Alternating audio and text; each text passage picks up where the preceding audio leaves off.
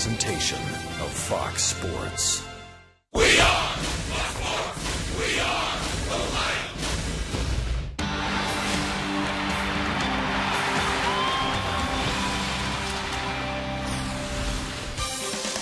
His third visit to Houston in 2012 got off to a very good start last night with a win, and so tonight, Game 2 of this three-game series, the Reds and the Astros on Fox Sports Ohio. And a pleasant good evening, and welcome to Reds baseball on this Saturday night from Houston. Jim Couch, along with the Cowboy Jeff Brantley. We're at Minute Maid Park, middle game of this three-game series, the Reds and the Astros. Now, Cowboy, the Reds got off to a good start in this series last night with a 9-3 win, in large part because of two players, one Brandon Phillips, the other Jay Bruce. Well, Brandon Phillips has really brought his average up. He leads all National League second baseman in batting average now. He is now at the 300 mark. Phillips can hurt you all over the place, whether it's a single up the middle, a double down the left field line, or you get him with two strikes and he fights it off and he shoots it the other way. It's one thing that Brandon Phillips has really worked on. We talk about glove, but the bat is really coming along. The guy that is really hammering the ball right now for the Reds, especially here, he's from Beaumont, Texas, and when he comes to Houston, boy, is he dangerous. The bat, the power, the strength of Jay Bruce, it continues to show up, especially in this ballpark. Here are the numbers now, what these two, Cowboy, have done this year against the Astros. It's amazing looking at the numbers, especially in this ballpark for Jay Bruce and Brandon Phillips. They just continue to produce, and they make that middle of the order even tougher to deal with for opposing pitchers. As Jim Day likes to call him, he's the Beaumont Bomber indeed, and he hit one out here last night. Well, the middle game of this series means pitching, and for the two pitchers in this game, each have won 10 games this year. Homer Bailey, 10-9. Lucas Harrell, a 10-game winner as well. Bailey has never lost in this ballpark. Game 2 coming up next.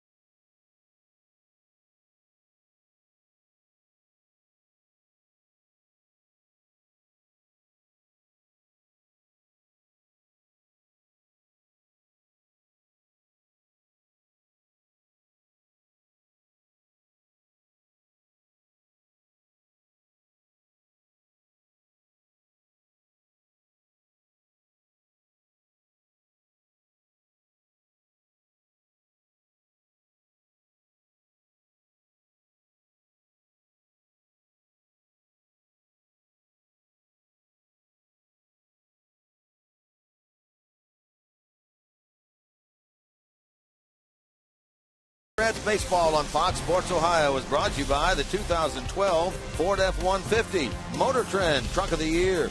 by the Regional Tourism Network. Let us be your travel guide to Cincinnati, USA. Visit CincinnatiUSA.com.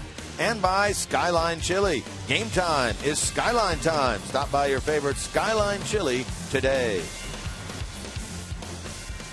Minute Maid Park in Houston. That's where the Reds and the Astros get together for this, the 134th game of this 2012 championship season. There's the man, Dusty Baker, who now has 403 victories managing this Reds ball club and 1,565 now in his 19-year managerial career.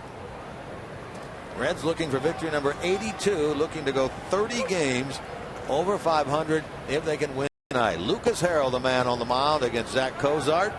And the first pitch of this game misses for ball one. And Cowboy here's maybe the best pitcher this club has, Lucas Harrell.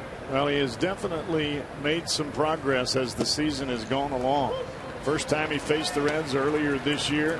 6 innings pitched, gave up 6 runs, 5 were earned, and lost 6-0 to Johnny Cueto. Last time out, 7 innings of well-pitched baseball, only 1 earned run. And if you can do that, you're going to win some more ball games. He just needs a little offense to go with it. Well, that last time he started against the Reds on the 24th of July, the one that Cowboys talking about in terms of how well he pitched, that was the game that the Reds scored 3 in the top of the 9th inning to overcome a 2-1 deficit going into that inning, with the big blow being the 2-run homer by Drew Stubbs. The big thing for Lucas Harrell is that hard, boring sinker in on righties and away from lefties.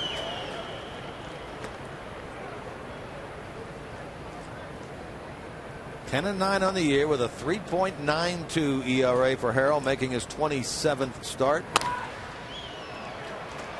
And that's going to elude the diving shortstop Green and go on into center field. And so Zach Cozart 2 for 4 last night. A good start to tonight's game.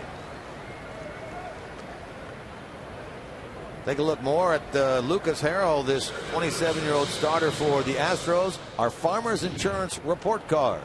You look at the numbers for Lucas Harrell at home.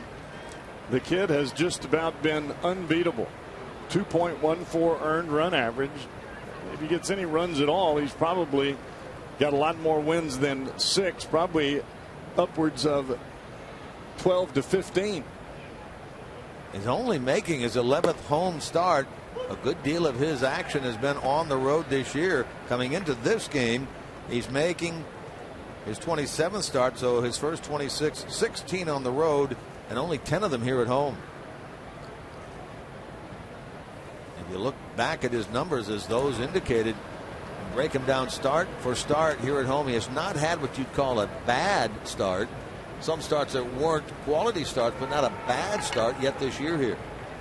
Well, the object for any pitcher is to keep your team in the ball game, and that's the one thing that Lucas Harrell does.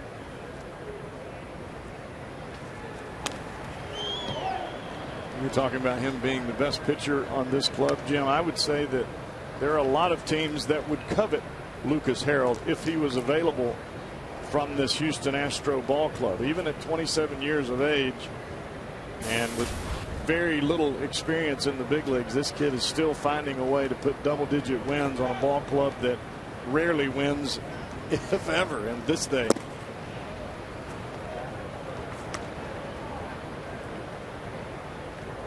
One ball and 2 strikes to Drew Stubbs, who did not start in the game last night, although he did get into the game late and had 1 at bat. He flied out to center field. This road trip has not been kind for him. He's in one of those deep abysses that he falls into on occasion. He's 1 for 15 on the trip, but 2 for his last 28. And reported, of course, that he and Dusty Baker and Brooke Jacoby had a long meeting yesterday in Dusty's office. Drew back in there tonight, hitting .221, 14 homers, 39 runs batted in.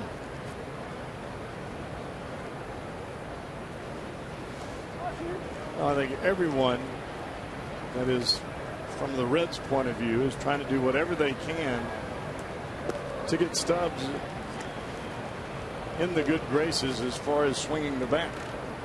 His speed in the outfield and his ability to play defense is second to none. But the Reds want him to be able to feel confident at the plate throughout the month of September. Breaks his bat here and is going to get himself a base hit. Green went out for that ball. Looked like he thought he was going to make the catch, then realized it was too far over his head. A good read on that one, Cowboy, there by Cozart, who gets into second. You're exactly right with Green. He misread the ball. He started backwards instead of turning and running. He was backpedaling. As soon as you start to backpedal, you're dead. And that doesn't matter if you're in the infield or outfield. And Zach Cozart read it perfectly. Those are the kind of hits, if you're Drew Stubbs, you're just thinking your lucky stars, that baby finds grass. Well, Scott Moore got over there and covered second base for the Astros, but by the time Green was able to get to the ball, Cozart recognized what was going on. He sprinted into second and is in there safely. So great chance now for the Reds here in the first inning against this right-hander Harrell. Here's the lineup, by the way, that Dusty Baker putting out there tonight. Cozart, Stubbs, and Phillips at the top. Ludwig, Bruce, and Frazier in the middle. Rowland, Hannigan, and Bailey. And this is the third straight game, Jeff, that we've seen Hannigan catch Bailey. Most of the year it's been Devin Mesoraco. Well, when Mesoraco was sent down, you had to have Hannigan start to expand his catching of the different pitchers. And I think everything right now for the Reds is looking at playoff combinations, and there may be a chance down the road as things continue to move in that direction. The Reds obviously are looking at October, and you want your best on the field, and if Hannigan is the one that qualifies, you want him behind the plate with Bailey. Astros will get one, or will they? Yes, they will, says Joe West. The crew chief on that throw from Moore to Green. All went in and out of the glove of the Astros shortstop, but Joe West right on top of that play. The umpire said out at second base. You make sure of one, and as Tyler Green starts to turn the double play, Cozart right on top of him. And it's not just about when you're breaking up a double play, you don't have to murder the guy at second base. You've just got to get in his way, disrupt his timing, and that's exactly what Zach Cozart does there. Just catches one of those feet, ends up dropping the baseball. Well, the batter now is Ludwig. His RBI total sitting at 71, along with 25 home runs. I said Cozart. That was Stubbs, actually, that was on top of the shortstop Green. Ludwig is just one of the many players that wrapped up a very, very good month of August. Team-wise, the Reds went 19-11 and hit .272 for the month. Their best batting average of a month this year. Ludwig ended at .327, 7 homers and 19 RBIs for the month of August.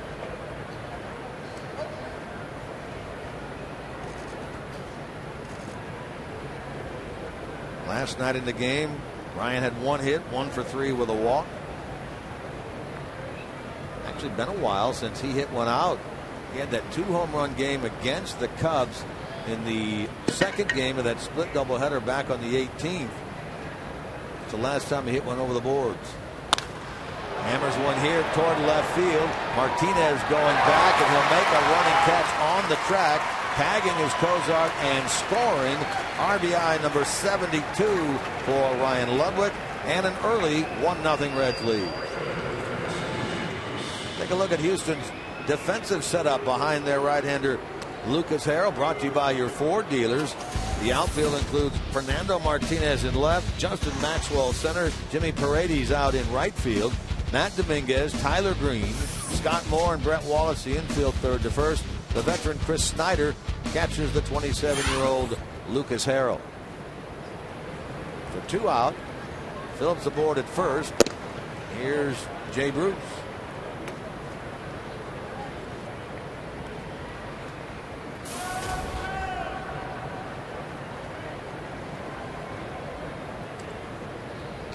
had been in a mini drought, one for his last 12 until he hit that home run last night, that 3-run blast in the 5th inning that drove Fernando Abad out of the game.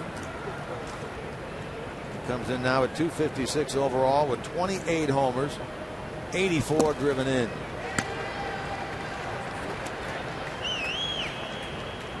That's the pitch there that makes Harold so difficult against both right-handers and left-handers. A changeup.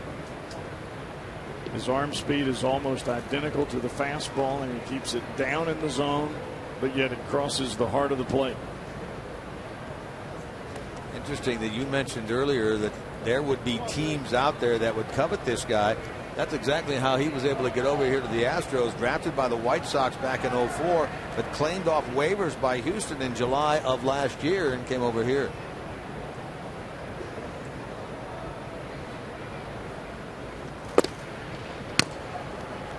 Well, he's always had a little bit of difficulty with the breaking ball. That's the last pitch we just saw in to Jay Bruce. And his money pitch is that hard sinking fastball, and some guys are just late bloomers. You ask yourself, well, why is this guy so special? He's 27, he's young and in the big leagues. Well, some guys just take a while to figure it out. Every time people talk about that, you bring the name up of Ryan Vogelsong and how well he has done late in his baseball life. Harold out of Springfield, Missouri. 11 quality starts this year. The first inning has been an issue for him. He's given up 20 runs in 26 innings this year. And on a changeup now, he's going to get Bruce on a 1-3 putout to end the top of number 1. But good start for the Reds. They take the early lead.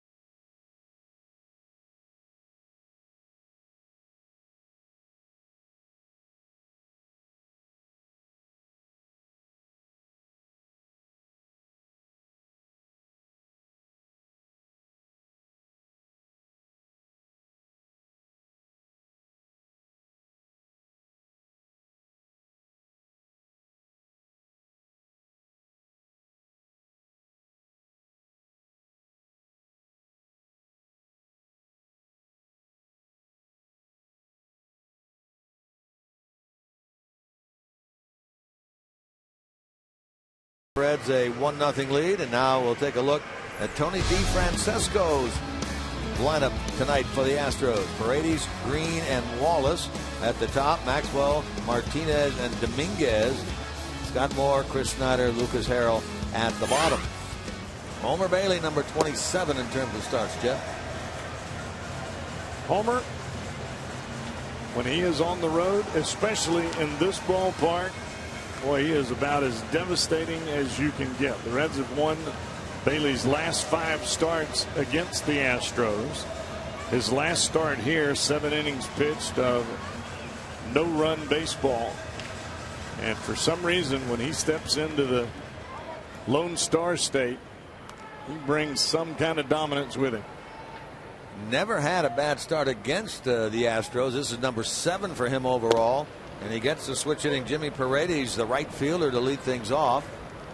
Then Tyler Green, then Brett Wallace. Overall 10-9, a career best with a 4.24 ERA. Second time he has started against the Astros this year. The other one down here. 7 shutout innings and a 5-3 Reds win. That was a blown save in that game where he would be 5-0 against Houston.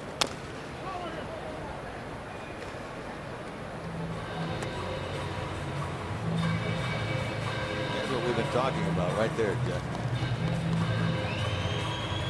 Under 1 ERA here at Minute Maid Park for Homer Bailey. He was very aggressive in the strike zone here with all of his pitches. 22 innings worth of work also. You got a ground ball here out of Paredes and a 4-3 put out and a good start for the Reds defensively. Speaking of that, how about a look at the Reds and how they line up behind Homer Bailey? Brought to you by your 4 dealers. Ludwig, Stubbs, and Bruce, a familiar outfield trio there. Roland Cozart left side, Phillips, Frazier right side of the infield. Homer Bailey and Ryan Hagan make up the battery. And by the way, Todd Frazier playing first base. No, you're not going to see Joey Votto over there today, certainly, or tomorrow. He's in fact in the lineup tonight for the Louisville team, the AAA club, playing in Columbus. Now we know they were anticipating some bad weather up there, so we'll keep you updated on how things are going for Joey Votto in what would be his 4th rehab game and his first at AAA, as Green, first pitch swinging, is retired on the fly ball to right. We've seen that now 2 nights in a row where Tyler Green really choking up on the bat, trying to shoot the ball the other way in that number 2 spot. Last night he was able to hit the wall in his first at bat in right field. Tonight, just a nice easy pop up to Jay Brew. 2 out, nobody on. Here's Brett Wallace. Wallace at 290, 6 long ones, 13 runs driven in. He had a 8th inning double to his credit last night, 1 for 3. He takes the first pitch strike.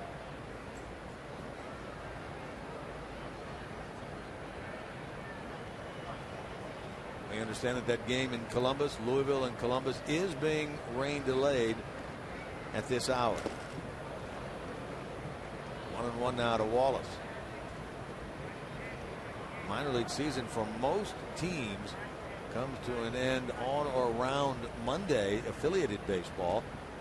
That Louisville club wraps up its road schedule tonight in Columbus, then back home Sunday and Monday to close out their season. Reds, of course, will be home on Monday. Wonder if Joey will be in a Reds uniform come Monday afternoon. That's how a shortstop goes to catch a pop-up. Nicely done there by Cozart. An 8-pitch first inning for Homer Bailey.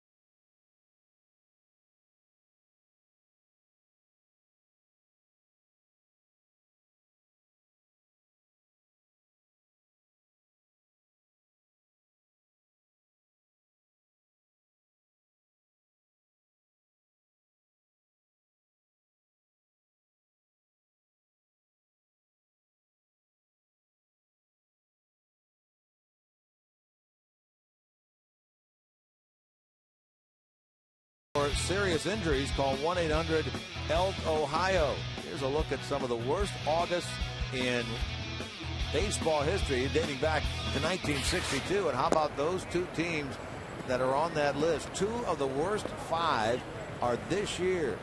The Astros were in there. The Cleveland Indians were in there at 5-24. The Astros went 5-22. There's that 82 Mets team also went 5-24. The dog days of August really prove out right there. 2 of those teams coming this year. 40 years. And only winning 5 games in a month. Makes for some long nights, doesn't it? You know, it's one thing when you have a club that's in the dismantling process as plays your singles into center field, as the Astros are. But do the Indians have an excuse here?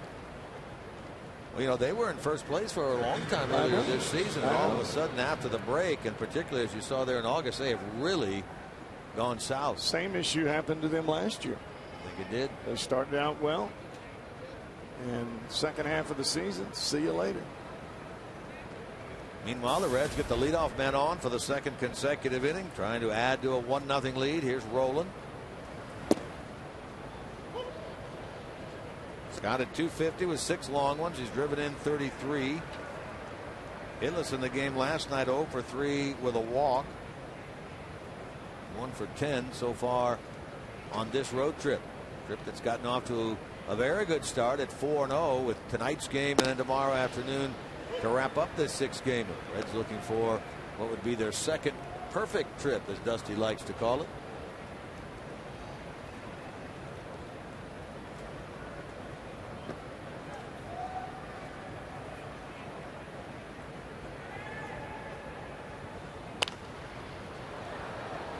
You could see the body of Scott Rolen almost rocking back and forth as he waits for the pitch from Lucas Harrell. And a lot of that is just trying to create some rhythm, trying to get yourself in a position so that you can get a little bit of head start as the ball comes to the plate. You don't want to start from a dead stop. All about timing mechanism. It really is. You know, if you take your hands down and you bring them back up, if you hit good, it's a timing mechanism. If you hit bad, it's a hitch. And a hitch they want to get rid of. Timing mechanism they praise you for. Subtle differences, right? Oh, yeah. But you can just see that little bob back and forth of Rolen. Toward the shortstop. Green to Moore to Wallace, a wide throw, and Rolen is aboard. Taylor-made double play for the Astros. Boy, it's those little things that cost you. That's already the second or third one we've seen from the Astros in this game.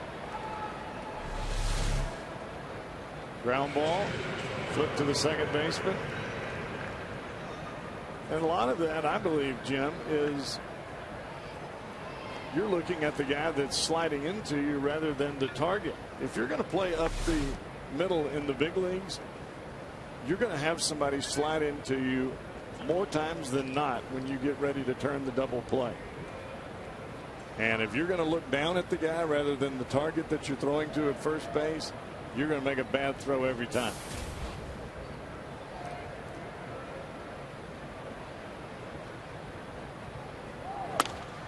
Hannigan shoots it out into right field. Rolen's going to make the turn, and he'll end up with third. There's Paredes once again having trouble out there fielding a ball to him cleanly.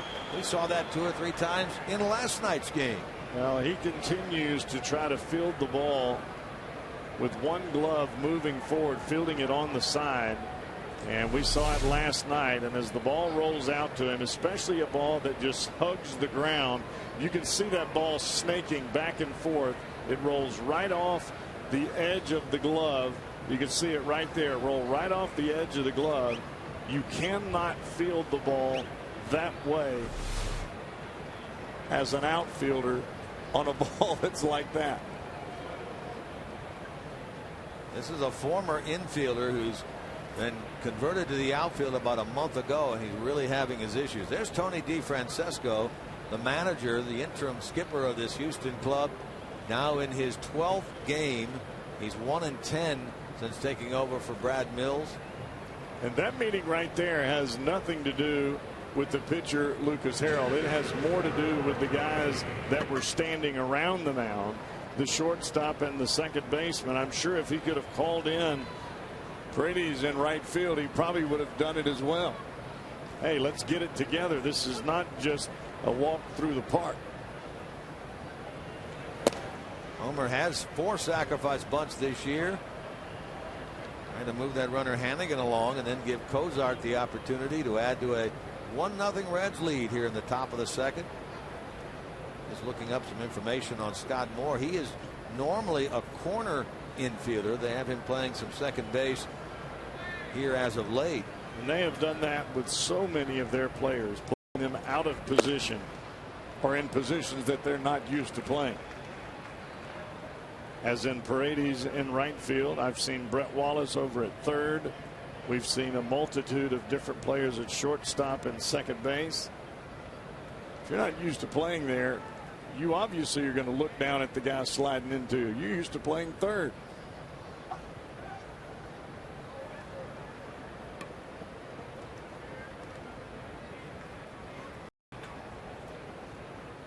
Reds begin today 9.5 games ahead of second place St. Louis, 10 ahead of Pittsburgh, both of whom were losers yesterday. Today the Cardinals playing in Washington, fell behind early 6-2. Now have taken a 10-9 lead into the bottom of the 9th against the Nationals. Pirate game underway, scoreless through 1 at Milwaukee. 2 balls and a strike to Bailey.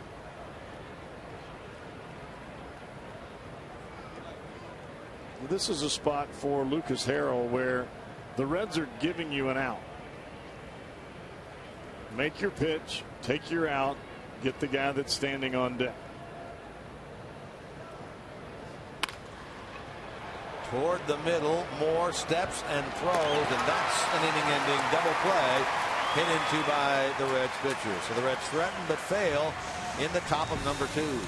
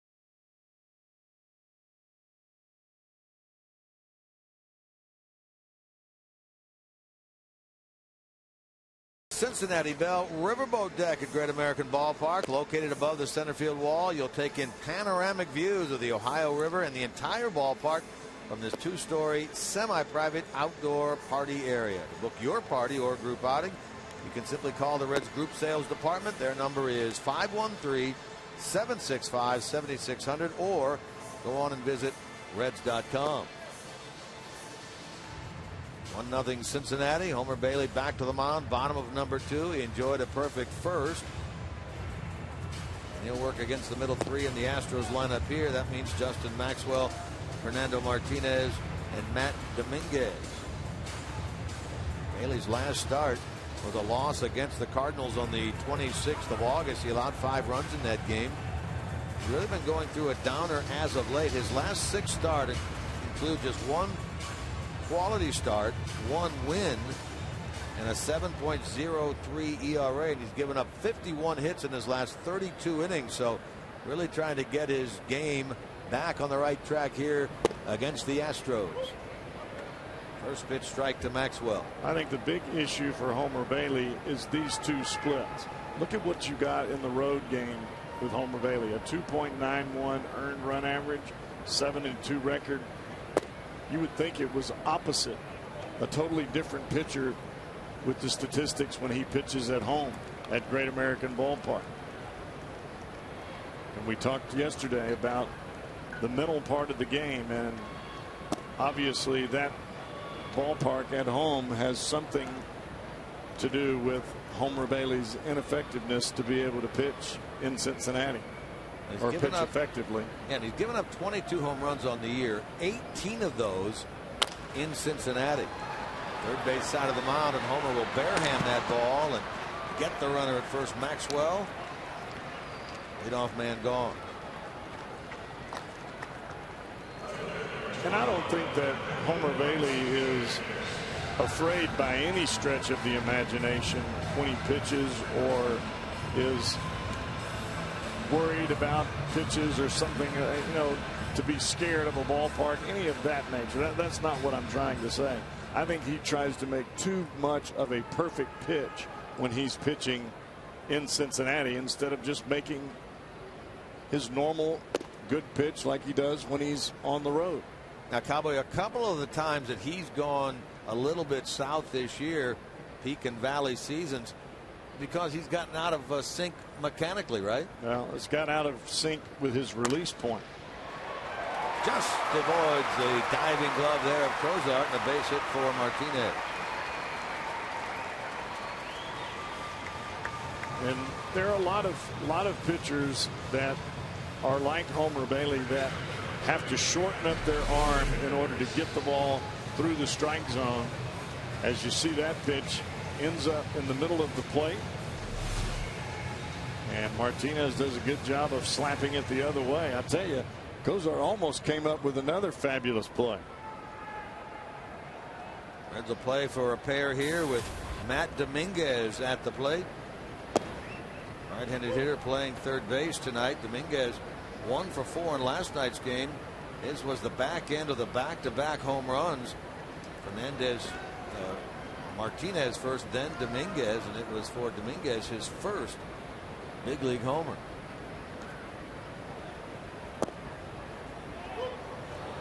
Boy, Hannigan gets down there low. He is something else in the way that he catches the baseball, the target that he gives. He gets awfully low so that the center of his mitt is right at the kneecap, or even below the kneecap. When you watch him extend the glove, it is really down there. And you can't help it but, as a pitcher, love to throw to a catcher who seems like he's excited to catch the delivery that you're fixing to unleash. It's almost as though he's thinking right with you out there on the field of play. He wants it as bad as you do.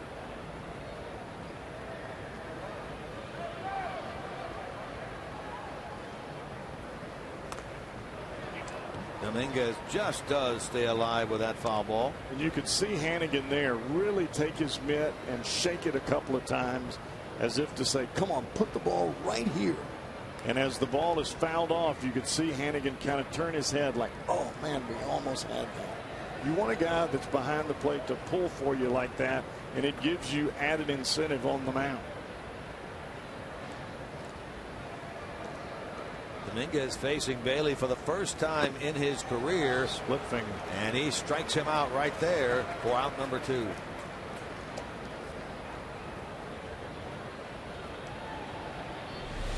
You can see Bailey getting into the glove there, and watch the funny spin come out on the baseball, and Hannigan immediately gives the point out to the mound after the swing and miss.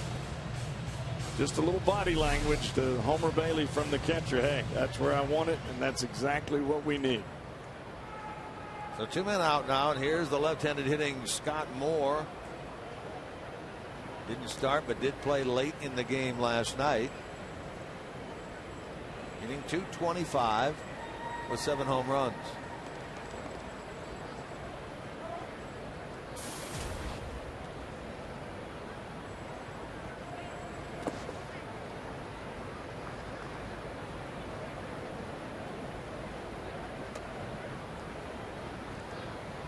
Moore in his first year as an Astros, signed in the offseason as a free agent. Like any number of these youngsters that they've brought up, they've had some pretty good years at the AAA level. In Moore's case, he hit .318 for Oklahoma City. Not quite that well up here at .225. Well, as we've heard Dusty say many times, it's a little different when they put that extra deck on the ballpark. You bet.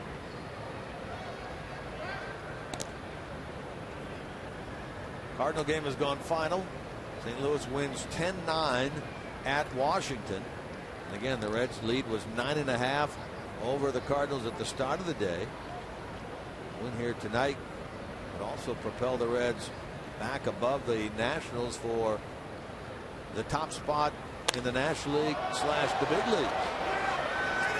Foul ball and playable.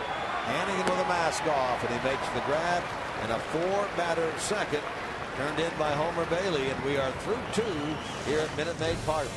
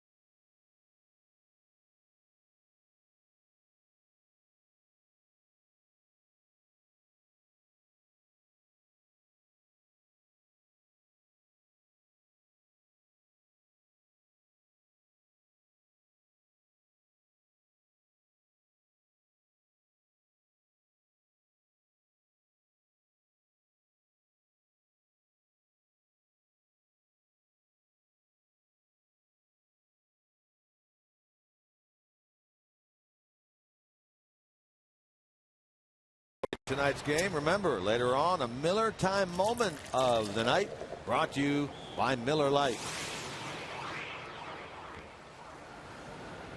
Back to work, Lucas Harrell, 1-0 in favor of the Reds. A couple of hits in each of the first 2 innings against his 27-year-old. And he'll get the top of the Reds order: Cozart, Stubbs, and Brandon Phillips. We talked about Harold getting ground balls and having that hard sinker. He's had chances for double plays in both of the first 2 innings, and the infield couldn't turn him over.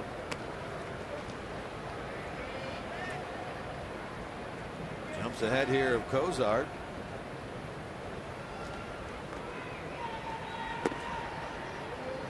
Zach had that 3rd inning home run last night with Navarro aboard. He had been 1 for his last 24 prior to that home run, then later had a double in the 5th, so a 2-hit night last night.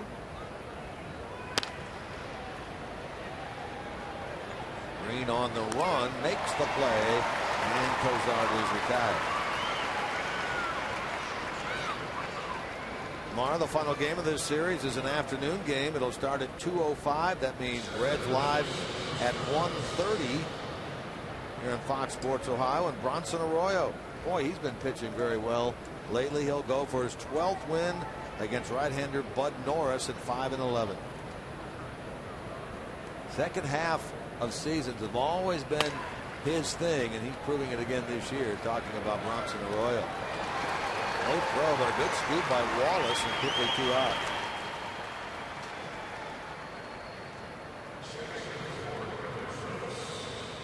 What city was named one of the top 3 places to visit in 2012? What about Cincinnati? Book your weekend getaway at CincinnatiUSA.com. Here's Phillips. You can see Brandon Phillips taking his time getting into the batter's box. That's not a strut or trying to style or any of that other stuff. What it is the fact that Drew Stubbs swung at the first pitch, a quick out by Cozart, and you want to give your starting pitcher at least a little bit of breather coming off the mound. That's why he takes the first pitch there. Clearly taking all the way. We highlighted him, Jeff, in the open of the broadcast. He is really, along with Cruz, torn up Astros pitching this year. And it hasn't just been to one side of the field. It's been everywhere. Sounded like he broke his bat. He'll be thrown out here by Moore. And the Reds go in order on 3 ground balls and on 6 pitches here in the top of the 3rd.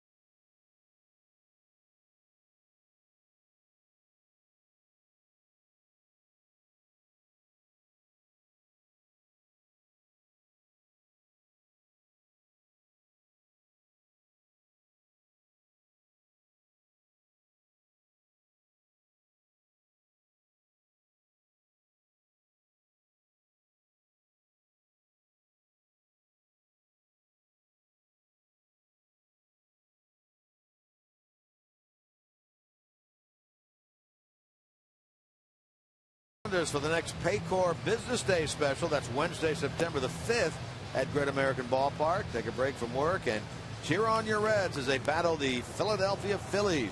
Purchase a $15 view level ticket and receive $10 in concession credits. For tickets to see the Reds and the Phillies September the 5th, call 513-381-REDS or visit reds.com/skipwork. Some restrictions do apply. Phillies will be in town Monday, Tuesday, Wednesday. That's this coming Monday. That's an afternoon game. And then a Tuesday night game and then a Wednesday afternoon game. This is the Saturday of Labor Day weekend. And September 1, the final full month of the regular season. Phillies are playing some of the best baseball in the game of baseball right now. They've got everybody back and healthy. They won today 5-1 at Atlanta, and they started the day 63-69. That's their 3rd straight win. All the Reds were just out there in Philly and split 4 games, and we're pretty happy with that. Well, especially with the likes of Halladay and Hamels, Cliff Lee, and Vince Worley. facing 3 of their top 5 starters. And the Reds were able to get at least a couple of wins out of it. That's the kind of pitching, really, should this team be fortunate enough to get into the postseason, and it certainly looks like they will, that they'll be facing almost every game, right? Well, I think you face tough pitching in the postseason. That's what gives the Reds a big advantage. I think this club has very good pitching.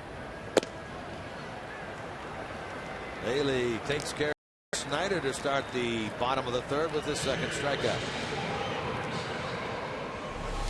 Appeared to be a fastball down and away, and 93 miles an hour on a 2-seam fastball. Bailey trying to get it to come back to the corner, and Snyder about as tardy as you can get. Here's the pitcher, Harrell, who is a switch hitter. He has 9 hits on the year, including a run batted in. He can swing it a little bit now. We are seeing more and more pitchers this year, it seems like, that are decent hitters. You see how much better the Reds hitters have got or Reds pitchers have gotten when they've had to swing the bat. Another good split finger by Homer Bailey. He disposes of Harrell very quickly, so he went down in the bottom of the 3rd. No one, though, Cowboy, appears to have improved more as a hitter than Matt Latos. Yeah, I think a lot of it has to do with the batting practice and taking things a little bit more serious when you're in there, not only working on your bunting practice, but also just making contact. And if you can make contact in batting practice, you add a little adrenaline to that during the game. And Homer Bailey has hit the ball well. Latos has hit the ball well. Latos is such a big, strong guy. When he makes contact and gets some extension, he can get the ball out of the ballpark. He'll pitch in the middle game of that Philly series on Tuesday night, gunning for his 12th win. He won 14 as a career high, and he'll be going for number 12 on Tuesday. Tell you, it appears that Homer Bailey has really got the split finger working tonight. Watch this ball go down right at the last second. See the neck of Paredes almost snap backwards.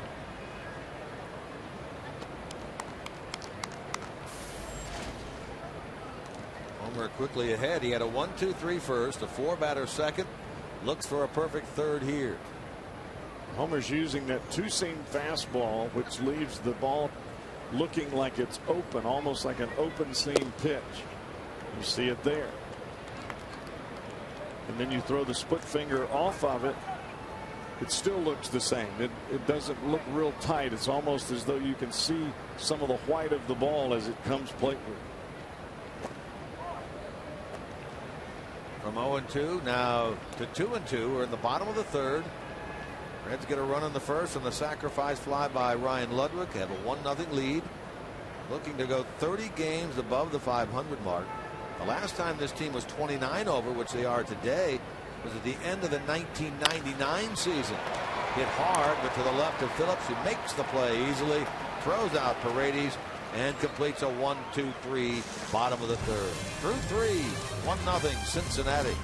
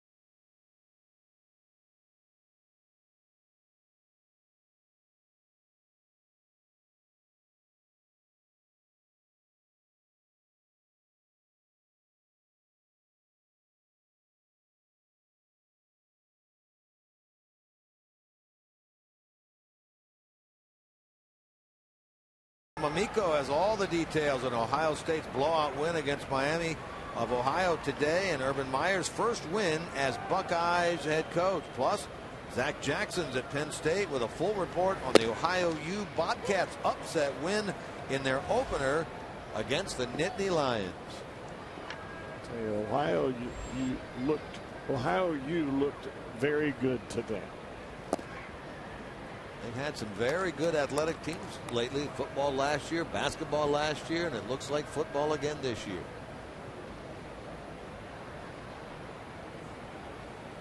Our man Matt Sigafus giddy with that victory today by the Bobcats. I would imagine Tom Brenneman the same way.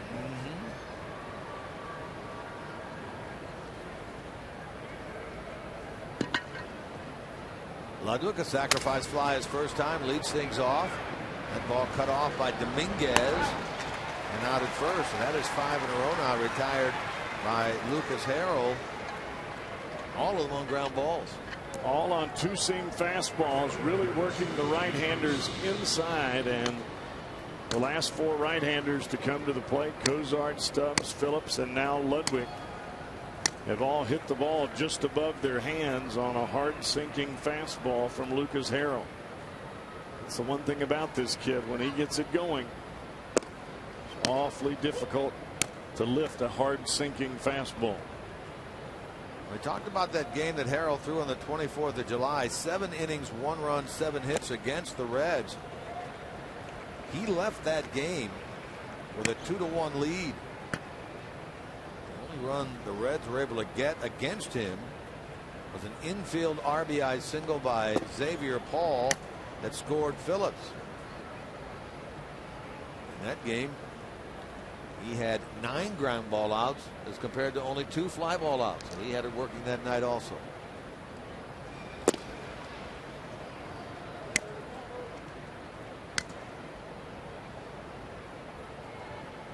Jay Bruce tapped out to the pitcher his first time.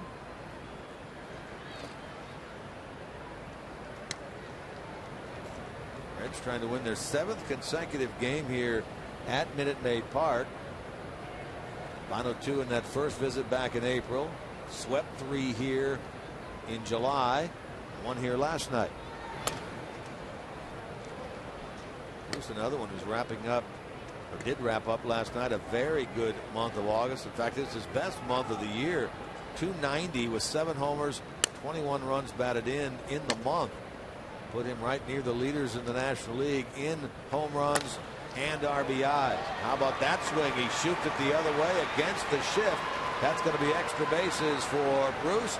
He glides in the second with a double. Well, all Lucas Harrell was throwing Jay there was sinking fastballs down and away, and Jay just goes right with the pitch and shoots it right down the left field line. If you're going to play a guy to pull the baseball, then you've either got to throw him off speed or you've got to make sure that the ball is in. And even though that ball was starting in, it ran back over the heart of the plate. Let's see if Frazier now can add to this 1-0 Reds lead. An extra base hit by Bruce, his 63rd of the year, has him trailing only Milwaukee's Ryan Braun and Aramis Ramirez in the National League for extra base hits. They both have 66.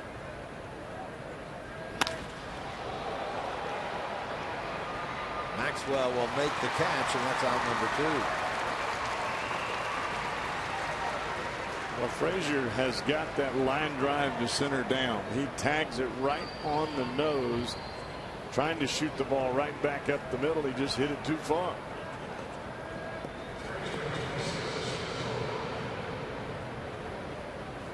So 2 out for Roland. Bounced into a force play back in the second. Up here in the 4th. He would figure, if Dusty Baker follows his normal scheme of things, to have the day game tomorrow off. Under normal circumstances, you may say, well, we'll see Frazier over at third base and potentially Miguel Cairo at first. But remember, the Reds did make some call-ups today, including two infielders of the four players that were called up today. Logan Ondrusek returned. He'd been gone only since the 21st of August. Didi Gregorius, Dennis Phillips, and Henry Rodriguez, all with the club and all here in the big leagues for the first time in their careers. And Henry's been playing some third base. Matter of fact, he's been playing a lot of third base. And a left-handed hitter as well. Rodriguez had that long stint, almost 2 months this year, with a broken left thumb that had him on the shelf. He was off to a terrific offensive start down in AA Pensacola, playing down there for Jim Riggleman.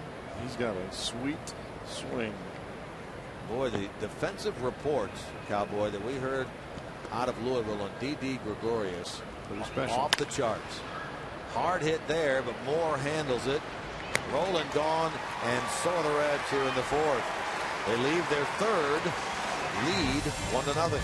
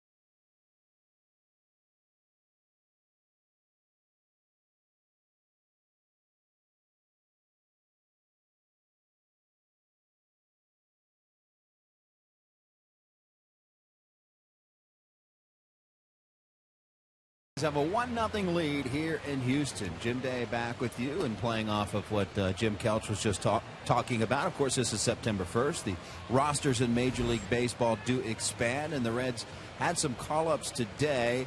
Although one guy that was called up, Logan Ondrusek, is a guy that you really can't consider a September call-up. He was here most of the season, and last year, of course, sent down when Mesoraco had that suspension. So he's going to go back to one of his regular roles as a setup guy. These other guys, Gregorius, Henry Rodriguez, Dennis Phillips, those will be guys that will be possibly mixed in games like last night when it's a blowout. But expect Logan Ondrusek to go right back in one of those main setup roles, boys. Yeah, and Jim, you were in the office when Dusty was talking about it. He was asked the question, how will you use them? He said, well, it's a little different this year because we're not trying to showcase players. We're trying to win a division. Well, and the thing with Logan Ondrusek, you saw the numbers there, 3-2 with a 2.5 earned run average. I think the biggest issue with Ondrusek is he had gotten so many games under his belt early that I think the Reds were more than anything else trying to protect him from pitching in too many ball games and also trying to save his arm and save his back. He was just almost to a point of fatigue when he was coming into the ball games. And then just shy of 2 weeks down at AAA, he appeared in only 3 games down there for David Bell's club. That's all they wanted him to do. Hey guys, another luxury that Dusty Baker is going to have is tomorrow Devin Mesoraco will join the big club. Dusty will have 3 catchers, and that will enable him to use Deoner Navarro as a left-handed bat off the bench, and he's certainly got some pop as he's shown, so that'll be one extra luxury that he does have. All right, thank you, Jim. He goes out 4-3, so yeah, you said during the commercial break, Jeff, both of these pitchers, Harrell and Bailey, have it going on here tonight. Well, they're both using the two-seam fastball and pitching off of that. And anytime in any ballpark, I don't care where you're at, when you're keeping the ball down and you're getting ground balls, Bailey with the split finger as his out pitch. There's the split finger there, hit right off the end of the bat. Easy ground ball for Phillips. And Lucas Harrell on the flip side for the Astros is making it look easy as well. 5 ground ball outs now by Bailey in this game. And 7 ground ball outs by Harrell. 2 quick outs in the bottom of the 4th. That'll be interesting, though, to see when Gregorius and Phillips and Rodriguez get in there to make their big league debuts. Dusty said he called them into the office, talked to them, and talked to them about his expectations of them here. And as you would suspect, it's more about watching and listening versus talking. Yeah, I think that you set the tone for your young players as a manager. Tell them what to look for, what you expect out of them when they do step on the field of play. And as Jim mentioned, Devin Mesoraco will be here tomorrow, and then on Tuesday, following the completion of the Louisville schedule, Todd Redmond, who made that 1 start for the Reds earlier on that doubleheader day against the Cubs, will return, and Pedro Villarreal, a right-handed pitcher who will start the finale for the Louisville team on Monday, will join the club to round out 7 that are being called up. And the big question, of course, then, Jeff, is, hey, what about Billy Hamilton? Is he coming up? At least right now he's not, but this team could make changes later if they so desire. Line drive to right is going to clear the wall by Justin Maxwell, number 13, and the Astros have tied things at 1. Well, that kid showed quite a bit of power right there, opposite field power.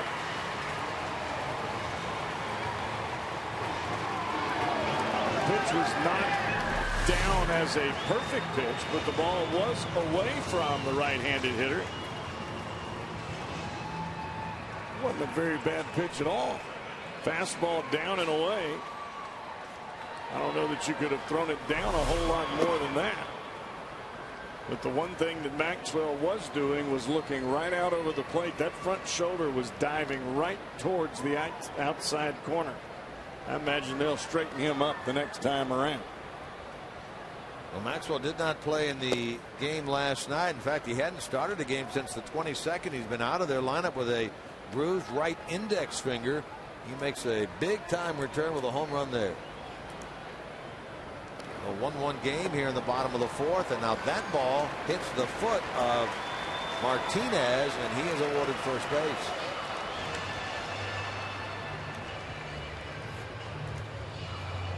Mazda pitch by pitch. Matt Dominguez last time up against Homer Bailey. Breaking ball for a strike.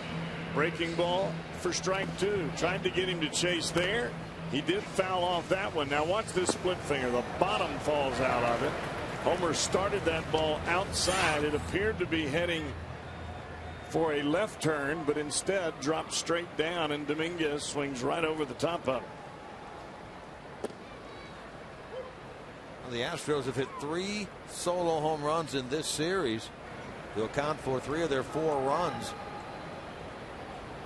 That latest by Maxwell is 13th of the year. He's tied this game here in the bottom of the 4th.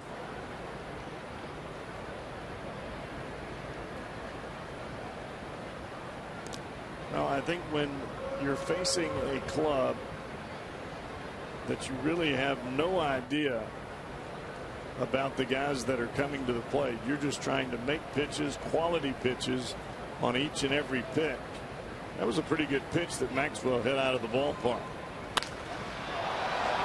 This one hit well, but in the air, and tracking it is Drew Stubbs, who will handle that ball off the bat of Dominguez to end the bottom of the 4th. But the Maxwell homer has tied things after 4 innings.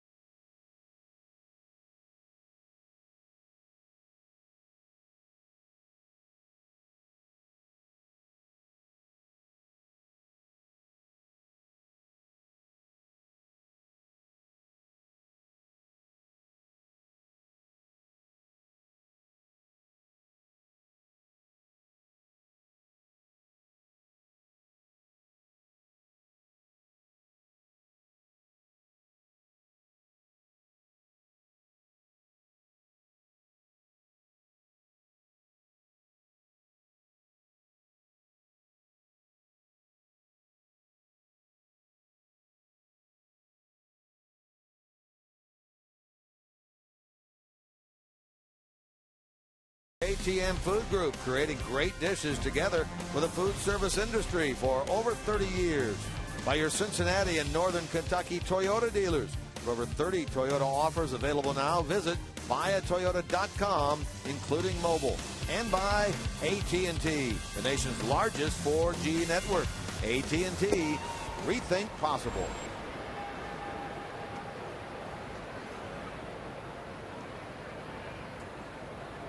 Hannigan gets things started for the Reds here in inning number 5. Both of these pitchers today, Lucas Harrell using the two-seam fastball, staying up high inside the ball, really turning the ball and sinking it down and in to the right-handed hitters. That's where the hitters are getting jammed. You're getting a lot of ground balls. Homer Bailey on the flip side using the split-fingered fastball, staying on top of it, keeping it down in the strike zone. All of them getting ground balls. Speaking of, another ground ball by Harrell, as you were just describing, and out at first base.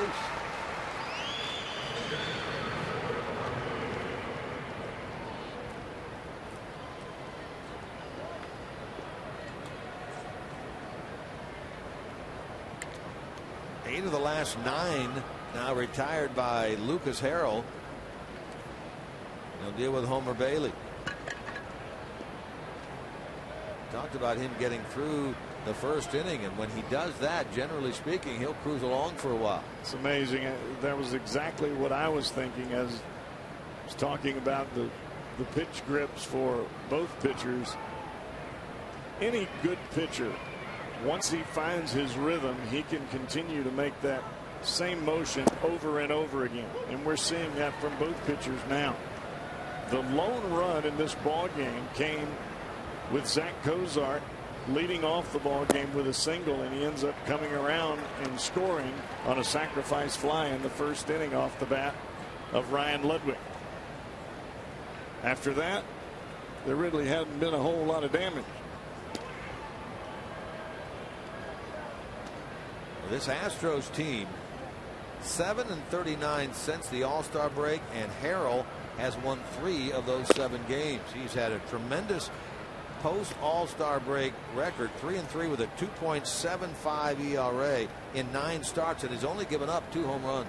Well, if you watch him, Jim, he really challenges the strike zone, and you can see the movement on his fastball as it bores in on right-handers and away from left-handers. It's late break with late sink, but we're still talking about a 93-mile-an-hour fastball. So not only do you have to be quick to the baseball, decipher whether it's a strike or not, but you've got to follow the movement as well.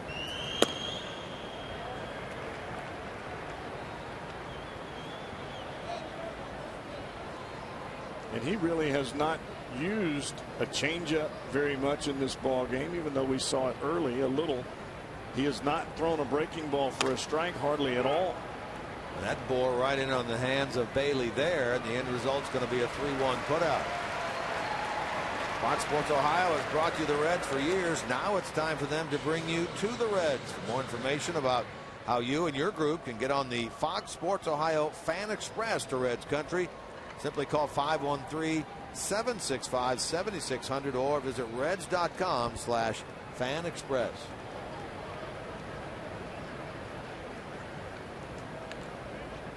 Ground ball outs have been the name of the game in this one for Lucas Harrell.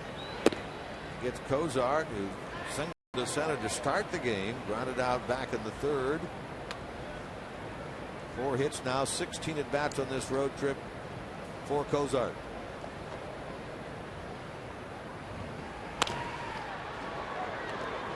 You could see Lucas Harrell on the pitch before.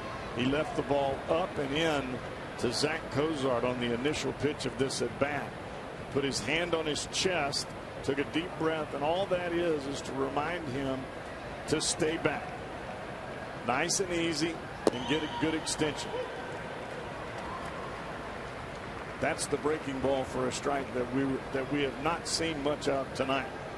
It has been a lot of hard sinking fastballs in on the hands of the right-hander.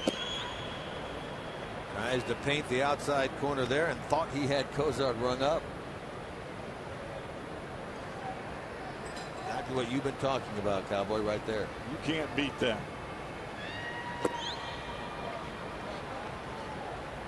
You've got to imagine that if he's playing for a more mature defensive ball club in the infield and maybe a club that has a little bit more range, maybe like the Reds defensive side, he would probably lead baseball in ground ball percentage or ground ball out percentage. Almost looked like he dropped down a little bit right there. Well, he dropped way down to try to run the ball in on Zach Kozar.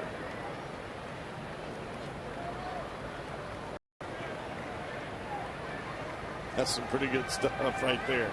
12 ground outs and only a couple of jam shot flyouts. In the air to right, Paredes makes the catch. That's the second perfect inning of the night for Lucas Harrell. He and Homer Bailey both rolling along here at Minute Maid Park.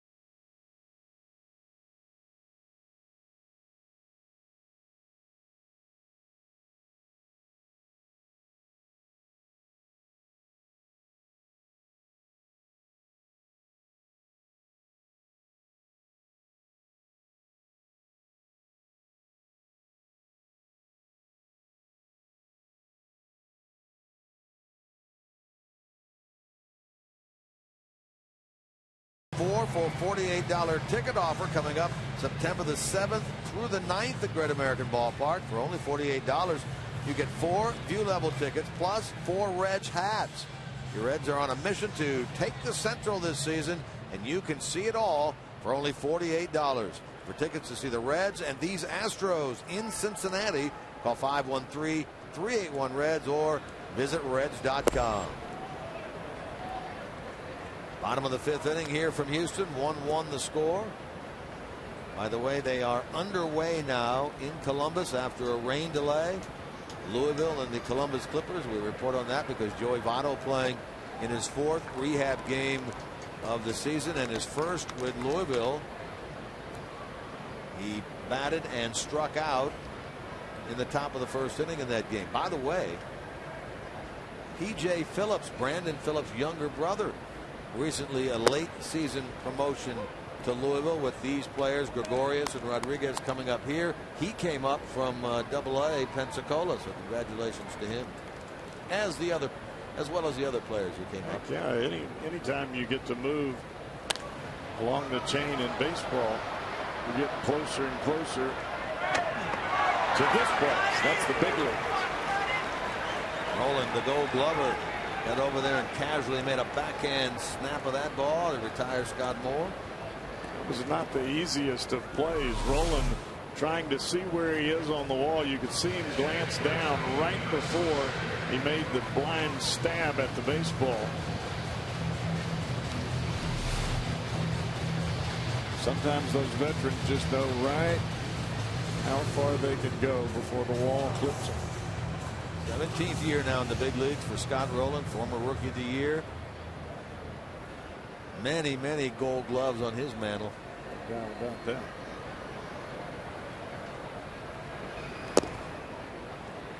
Snyder chases that one blowing out of the zone. Strike one. Struck out back in the third. One of 3 strikeouts recorded by Homer Bailey thus far in this game.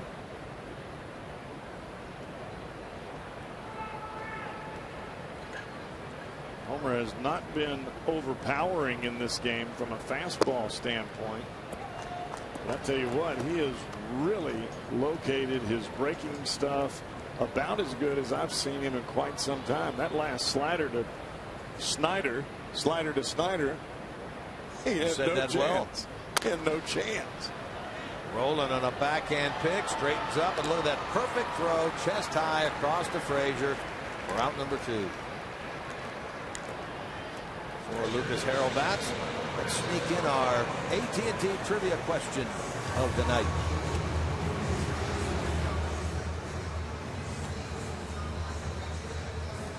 Let's see what they have up their sleeve tonight. Name the last major league team to lose 110 or more games in a season. Last team to lose 110 or more.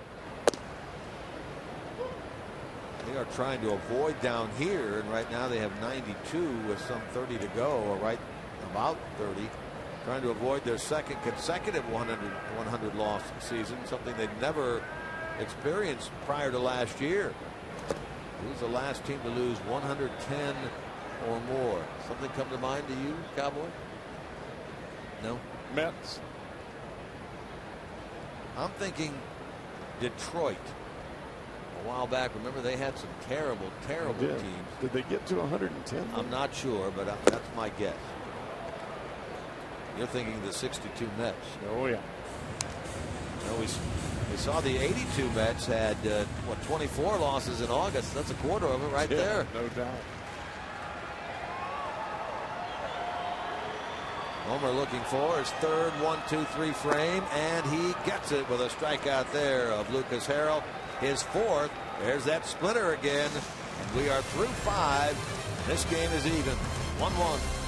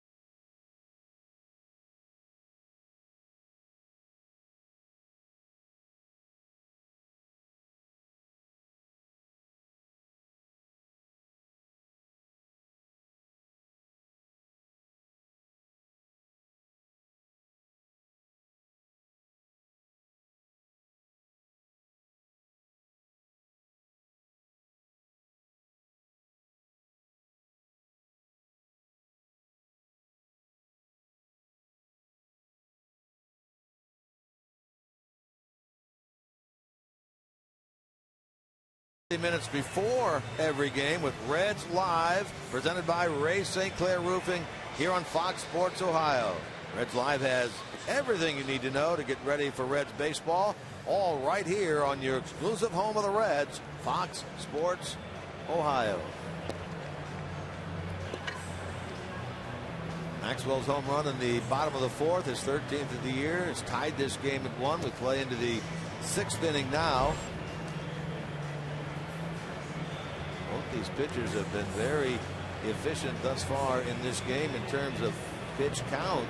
Bailey 62 pitches through 5. Harrell at 76.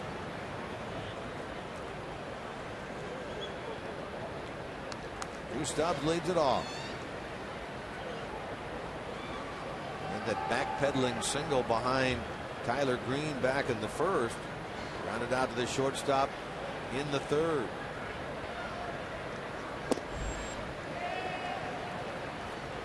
You can see the release with abandon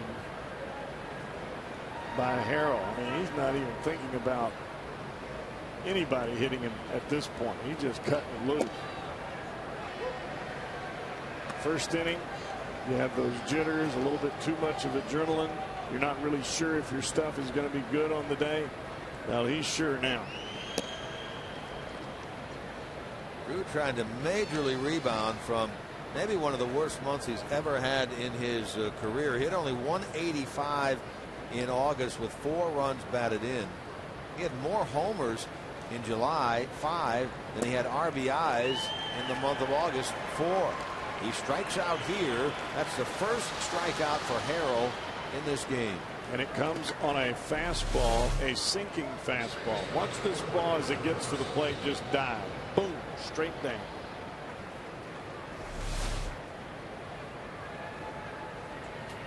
No walks on either side of the ledger in this one. 4 strikeouts for Bailey. That's the first by Harrell. Here's Brandon Phillips. 3 hits last night means he has a 10-game hitting streak now, his longest this year. Not quite halfway to his best ever. He hit 22 in a row, you remember, back in 2007. So far tonight he's 0 for 2. When you've got a pitcher on the mound throwing a sinking fastball with the action that Harrell has, you're trying to get inside of that ball to drive it either up the middle or get the bat head to it in such a way that you can hit it into that opposite field gap if you're a right-handed hitter. But it is so hard to get the bat head inside of that pitch, because as soon as you set up to do it, he rolls one of those breaking balls up there and catches you off balance. They got Phillips on a ground ball back in the third. Actually, he's gotten him twice on ground balls. The first time was on a fielder's choice. Both to the right side.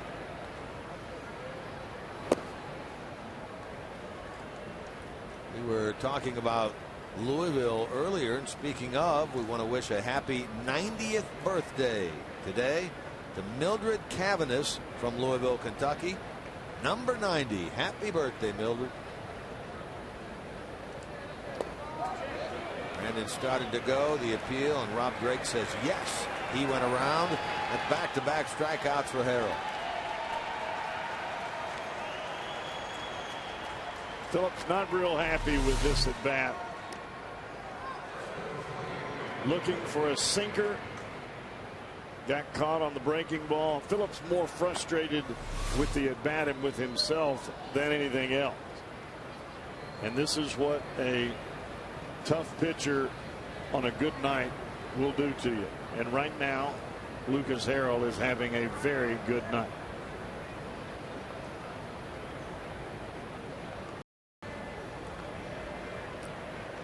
He has set down 7 in a row now, and 12 of the last 13. Works on Ludwig, who's 0 for 1. Drove the only Reds run back in the first with a sacrifice fly.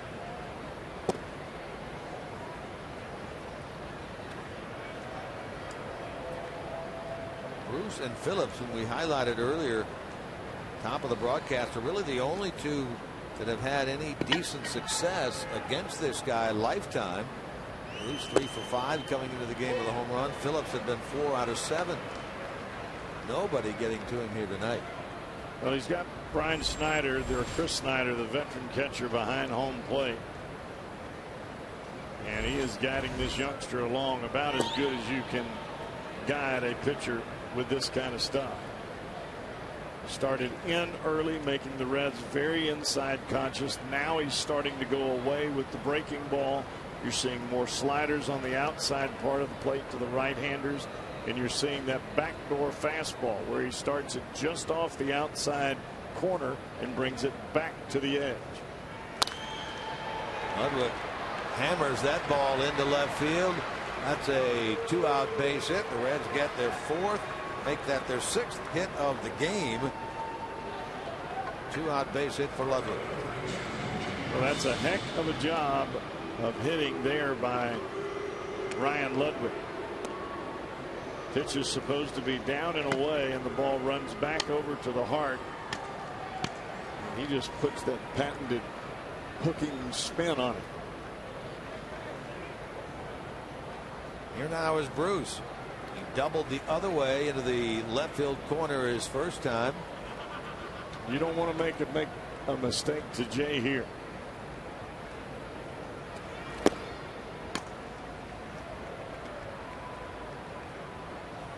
The double came in the fourth. Bounced out to the mound his first time back in the first inning. Tied for third in the league with his 28 homers. Tied for fifth in the league with his 84 RBIs. Now he's going to get a look here at a 2-0 pitch. And that's Chris Snyder there calling those two sliders inside. Lucas Harrell is not shaking off anything. Whatever is put down, he's going right with it. He'll get a changeup here. And it's down in the zone.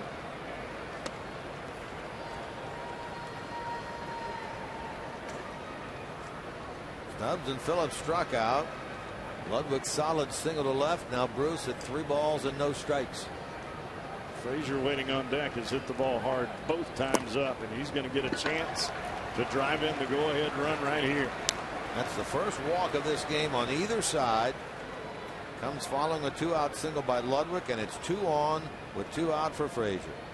And I think in that situation, Jim, Harrell just outthought himself. Tried to make too good of a pitch to Jay Bruce. He got behind in the count with the 2 breaking balls up and in, trying to get Jay to swing at a pitch out of the strike zone. And then when he had the 2-0 changeup, he leaves it about ankle high. Jay's not swinging that 2-0. The last thing you want to do if you're Lucas Harrell is just lay a cookie up there for Jay on the 3-0 pitch. Seeing what he does with those. That was Doug Brocail, their pitching coach, and the former Astro back in the mid-90s, who went to the mound and visited. Here now is Frazier. 1 for 2. Single to center. Line to center. Had a hit in 14 of his last 16. RBI chance here as he is brushed off the plate. Up and in, ball 1.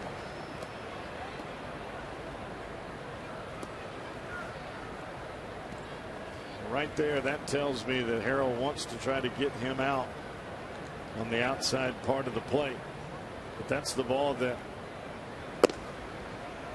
Frazier has been able to get to. He goes up and in, tries to go back away for a strike, but he's missing in both categories. 6 in a row now out of the zone.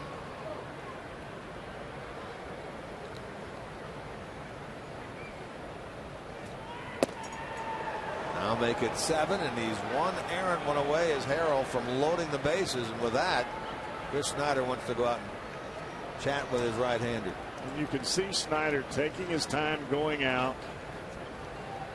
You've already had the pitching coach come out as action begins down in the Astro bullpen immediately.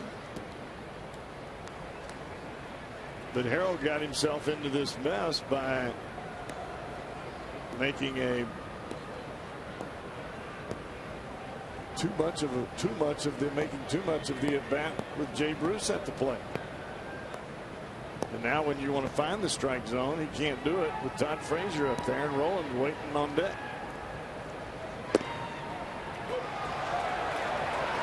Three and one. Now that was a 4-seam fastball right down Broadway.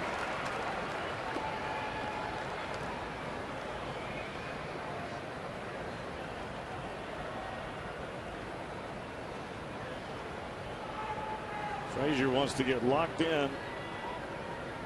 Try to get this run home from second base and put the Reds on top.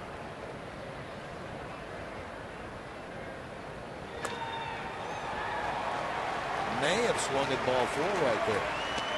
Well, that's what makes Lucas Harrell so difficult. The ball starts in the middle of the plate, and by the time you get the bat head to the contact zone, the ball is run all the way in on your hands. And it's not a consistent run. One time it runs 3 or 4 inches. The next time it might run 2 feet. Sometimes it sinks, sometimes it doesn't.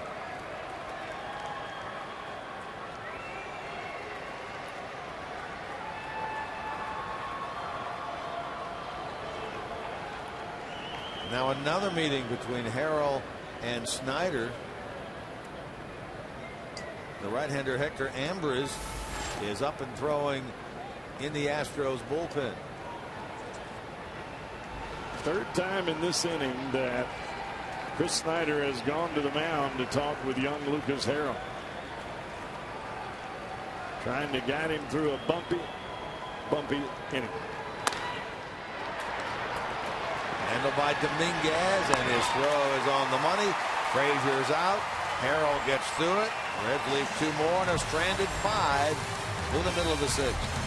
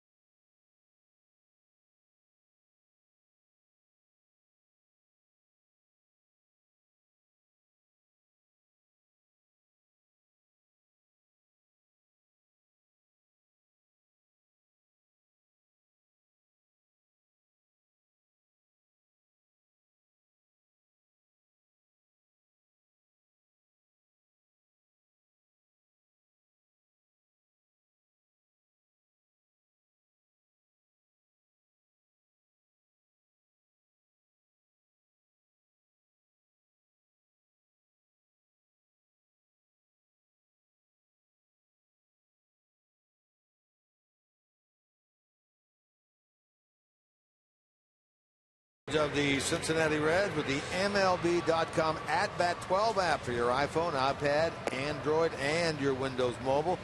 Get live audio, pitch tracking, video highlights, and more. Text @Bat to 31826 or visit Reds.com for all the details. And as a reminder, after every Reds game, Fox Sports Ohio will break it down for you. On this trip, Jim Day does all the breaking down. He'll be talking with, among others, some of the Reds players, possibly Dusty Baker. That's Reds Live postgame, brought to you by King's Honda in the King's Auto Mall. Visit KingsHondaUSA.com. Jimmy Day has got it covered. No doubt about it. He's living a king's life during this game. He's got a whole big old broadcast booth to himself as he kicks back, relaxes, gets ready for that post-game show tonight. Taking notes.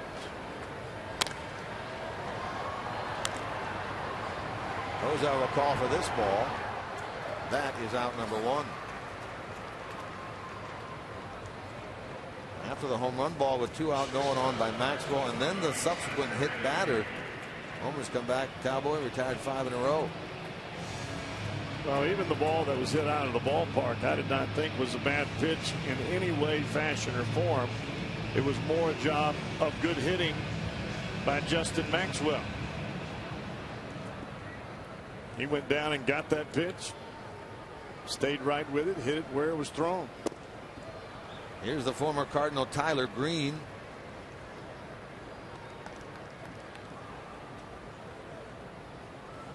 Green came over on the 9th of August from the Cardinals for a player to be named later. Started this game under 200 in terms of batting average against right-handers. This game he's flied out and grounded out. Tyler Green has never been able to hit the breaking ball consistently, and Justin Maxwell, as a young hitter, falls into that same category. Anything off speed, as you see there, they don't recognize it. And a lot of that is just being over aggressive with the fastball. You can only hit one pitch. You're not going to hang around here long.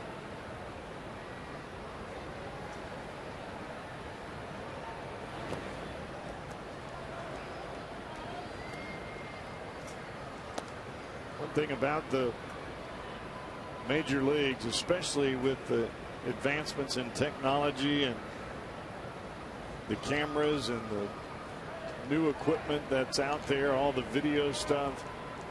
Heck, by the time you get to town, you pretty much know where the guy's from, what he hits, what he likes to eat for dinner, everything. I mean, you know everything about your opponent.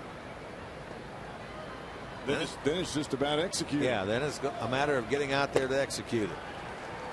That's what Bailey does right there on Tyler Green. That's just perfect pitching. Breaking balls early in the count, got him swinging, comes back in with a two-seam fastball. Tries to fight it off, but that ball was in the mitt by the time he even started to swing. We told you Homer Bailey in 3 career starts here at Minute Maid Park. Going into tonight 2-0 with a 0.41 earned run average. So far he's allowed 1 run, 2 hits through 5 2/3 in this game. And you see how much Homer Bailey is getting ahead in the count, how many strikes he is throwing, first pitch strikes, breaking ball strikes.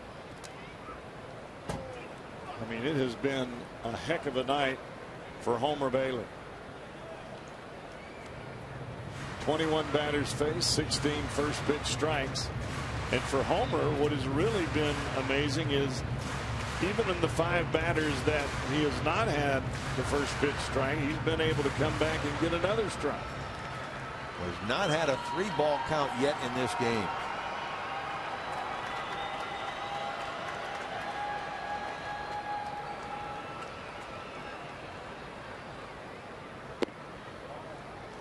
I think that is why you would question, or at least shake your head at, the numbers that you see from Homer at Great American Ballpark. The home run numbers. They really flag. They really throw up a red flag. And a lot of it has to do with trying to make too good of a pitch. Instead of just relaxing and getting the ball down in the zone, you leave it up, or you don't quite finish the breaking ball or the split. You leave it up, they hit it out of the ballpark. This is his first 3-ball count of the night. And he's able to throw a over-the-top curveball at 74 miles an hour, backdoor right on the money to the left-handed hitting Brett Wallace. Nobody wants to swing at that pitch. Look at that defensive positioning by the Reds, and Cozart enables them to retire Brett Wallace. Another 1, 2, 3 inning. 7 in a row by Bailey as we complete 6 here in Houston.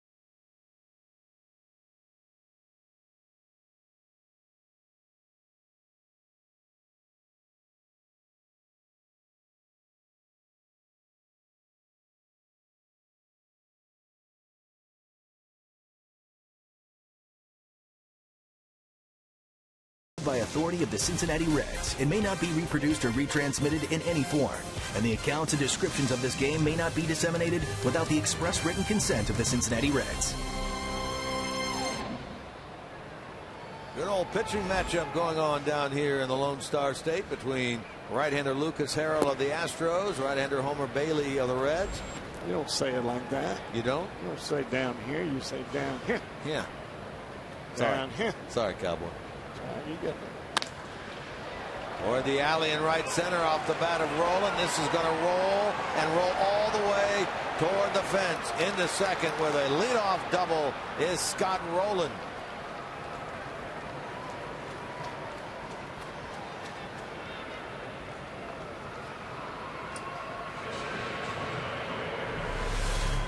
Got a fastball out over the plate, and Rowland tagged it. We have not seen many of these pitches from Lucas Harrell tonight, where he started a ball over the outside corner. It ran right to the middle of the plate, but he did there, and Rowland cashed in with a double. He breaks a tie with Joe Cronin with that his 516th career double. Soft liner out off the bat of Hannigan. Rowland was tied with Joe Cronin for 45th all time going into this game. That's now number 516 for him. Next on his list is Derek Jeter, 520. A lot of two-base hits. Well, Rowland has always been a gap-to-gap hitter, not really a home run hitter per se, and really not the, I wouldn't say a tremendous amount of RBIs in his career, but as far as doubles go, man, he has racked them up.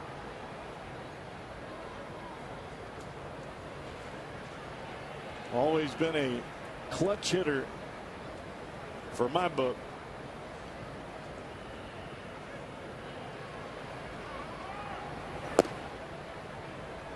Well, Jim, you were talking earlier about pitcher hitting, and if there was ever a time for Homer Bailey to put all that practice into gear, right now would be a pretty good time.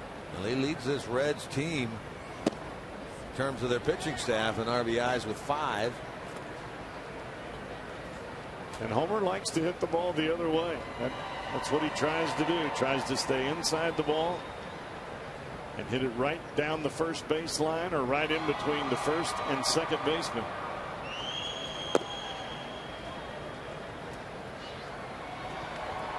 Lucas Harrell not nearly as sharp now as what we saw early in the ball game, and I would imagine that 105 pitches, some semblance of fatigue is starting to set in.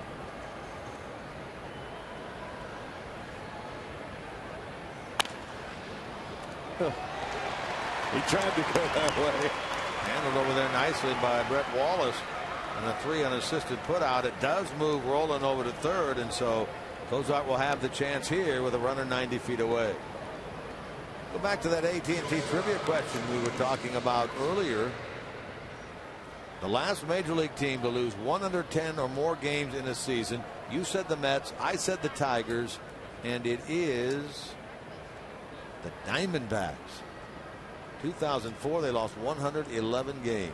I knew they had lost over 100 games that year. I didn't know they lost 111. That is brutal with a capital B. They, of course, are the defending National League West Division champions and are battling to try to stay in the playoff picture in terms of the wild card race. They enter today 8.5 out behind Atlanta, but really only 5.5 out in terms of a wild card playoff spot. 8.5 out in the West. It'll be a tough road for them. Cozart takes a ball. Down here, how you would say that would be, it's going to be a tough road to hoe. That's how you say that. Tough road to hoe. I don't know that I can fall into that. All right, you'll be all right. Just trying to help in case you step outside of the stadium. And have to talk to a native? Well, trying to help you with your communicative powers. My Southern. Yeah, you've got to learn Southern if you're going to be down here, son. I need to be bilingual. 2-1. Or you can just stay with me. Stay next to you. I'll help you out. If they ask me a question, I'll just refer them to you. There you go. You'll be my Tomas Vera. Exactly. I'll do for you for what Tomas does for the Cuban missile. Speaking of missiles, seems like Harrell has found the strike zone with that fastball. Most pitches he's thrown in the game this year is 121. He's at 110 now. Cozart laid off, and now he'll see a 3-2 pitch with a go-ahead run at third and 2 out here in the 7th. That shows you how young Lucas Harrell is. That pitch was probably a foot outside, and with a runner at third base, he wanted it called for a strike 3.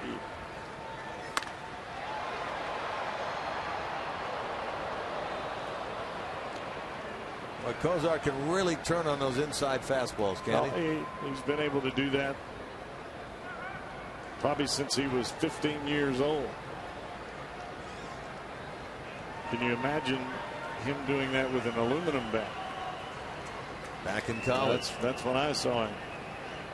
Some rockets.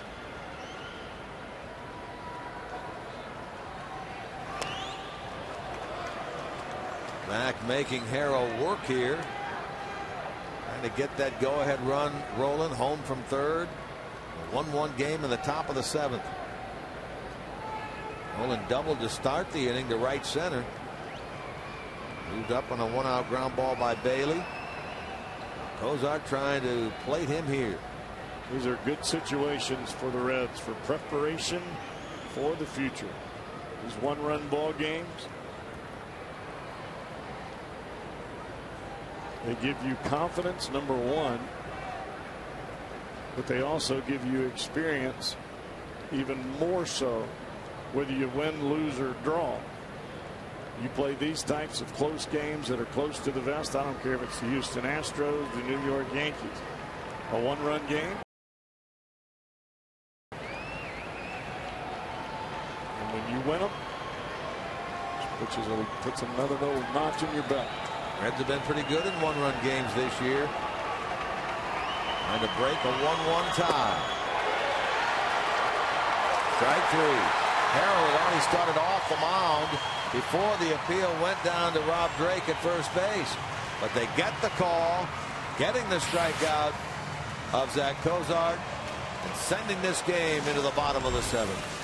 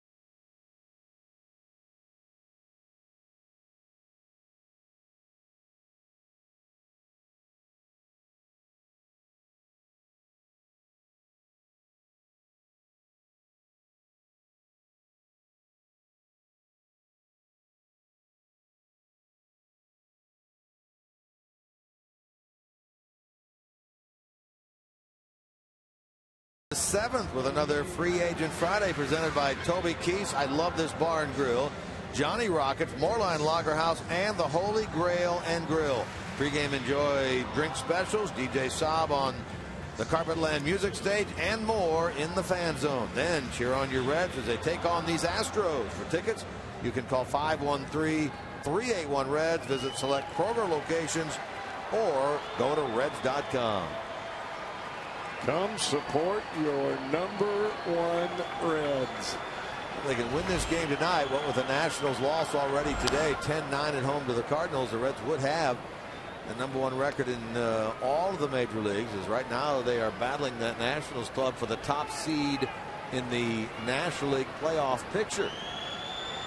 #1 seed would get to take on the wild card game winner. And not only that, I mean, this club is in first place by a great margin and playing great baseball.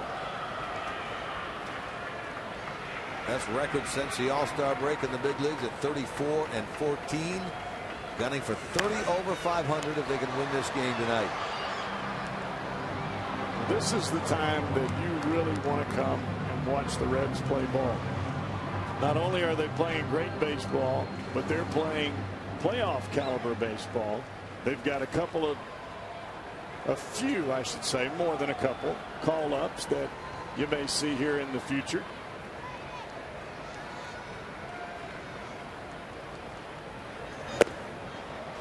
This is the kind of baseball that the Reds have been waiting on for a long time, and it's called championship baseball. Well, they won the division, of course, in 2010, and they're trying to win their second in 3 years. They feel like the depth of this team will not just get them into the playoffs, Cowboy, but a good run in the postseason. Well, and I think that's what each and every individual wants in that locker room and in that dugout. And it's becoming more and more evident every day.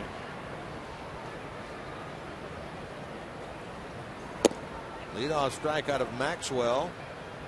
Now it's Martinez who has singled and been hit by a pitch, so this fellow's been on twice. Homer got ahead of himself right there. He got it going a little bit too quick and left that ball off the plate. Now he's behind in the count 2-0. Solid pitch right there. Reds fans, for a quick and delicious meal the whole family will enjoy, try JTM's beef or chicken Philly steak kits. That's JTM.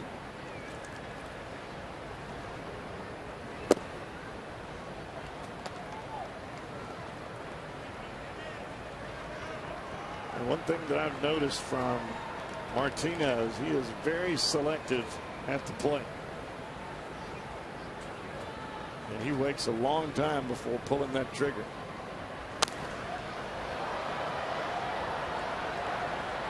That puts him in a full count situation.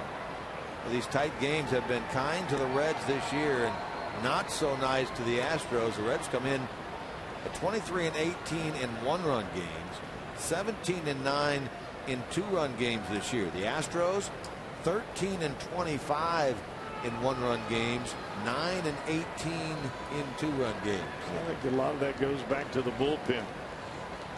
And the Reds have been even better, I would imagine, in these close ball games since the All-Star break. Great pitch right there. Fastball just flat threw it right by him on the inside part of the plate. Back-to-back strikeouts here in the bottom of the seventh.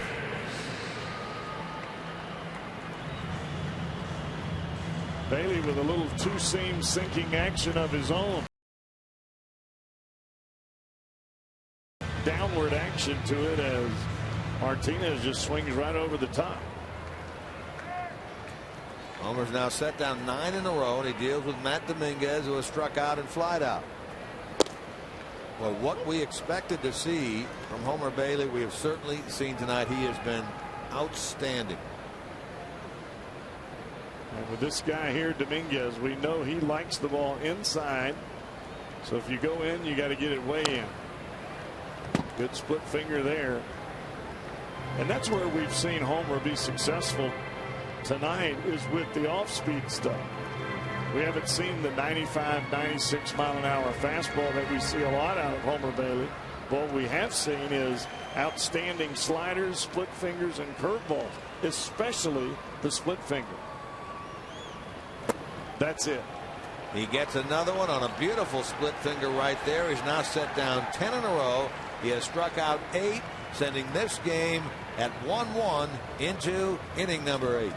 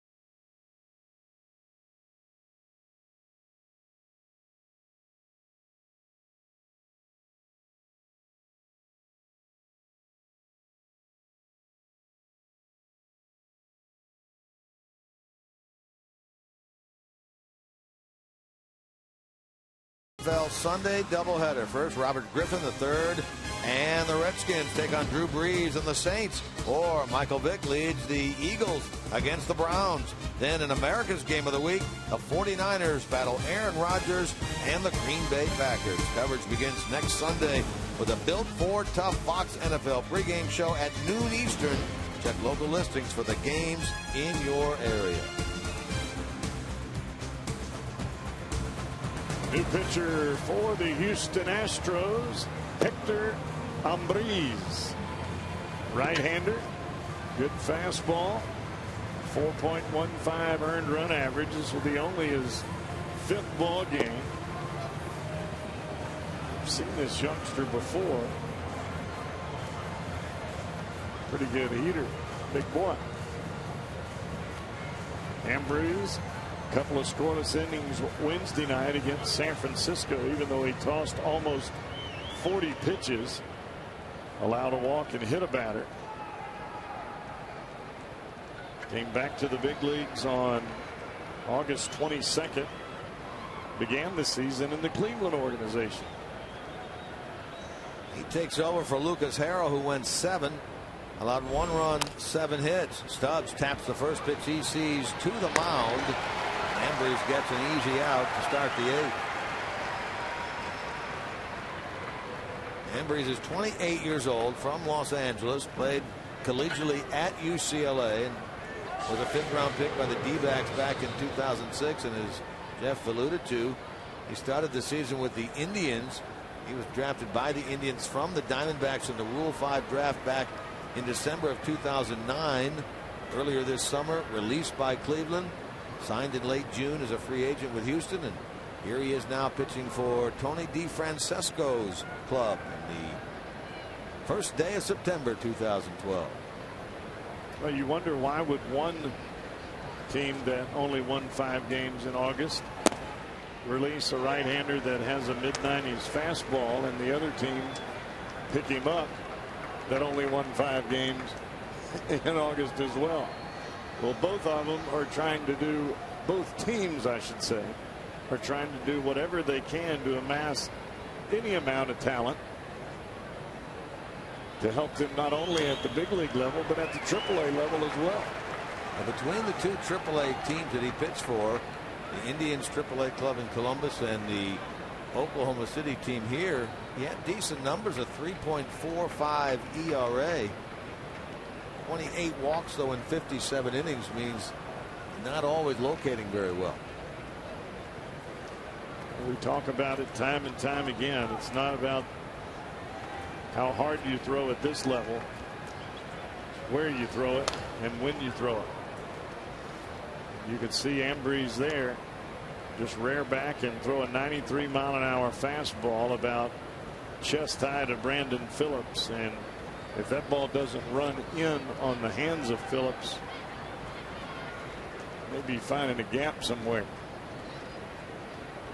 Brandon trying to keep that hitting streak alive, sits at 10. Tonight 0 for 3.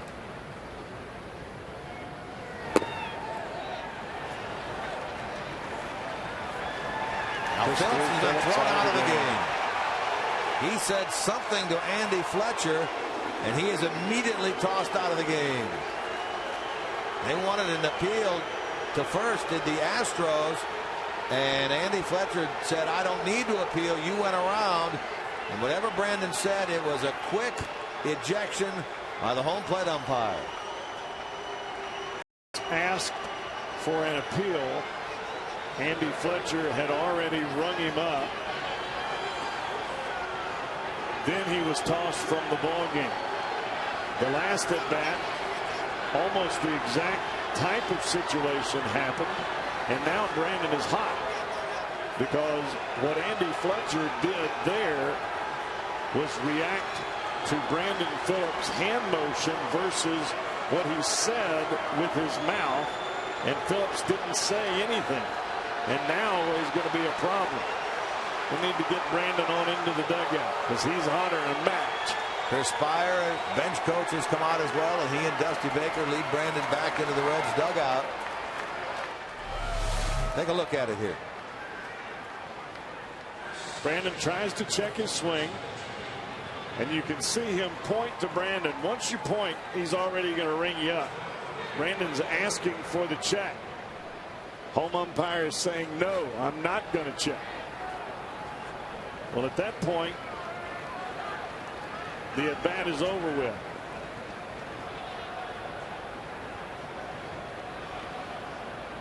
We saw Chris Snyder, the catcher, initially point down, and then Phillips said, check. At that point, as you said, Andy Fletcher had already pointed at him, meaning he thought he had gone around. As Brandon was walking away from the umpire, he was thrown out of the game. And that's the part that you saw as Brandon was walking away. You could almost read the lips. All I asked for was you to check. All I asked you to do was check.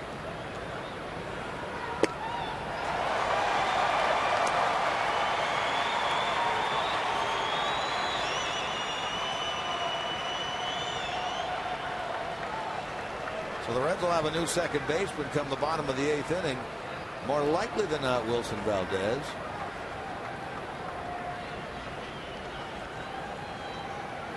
Ludwig finds himself quickly in the hole.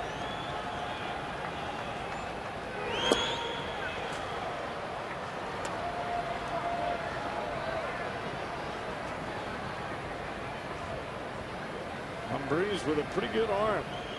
Seen him touch 95 already in this ball game.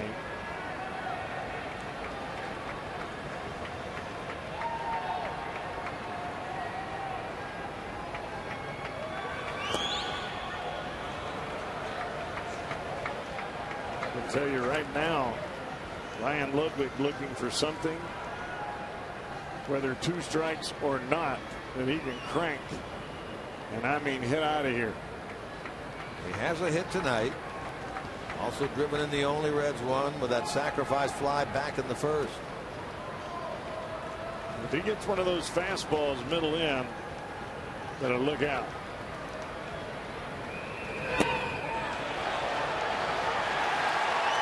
They appeal. They get the call. Out on the strikeout is Ludwig. 2 strikeouts in the inning for Hector Ambriz. The Reds go in order for the 3rd time in this game. Bottom of the 8th upcoming from Houston.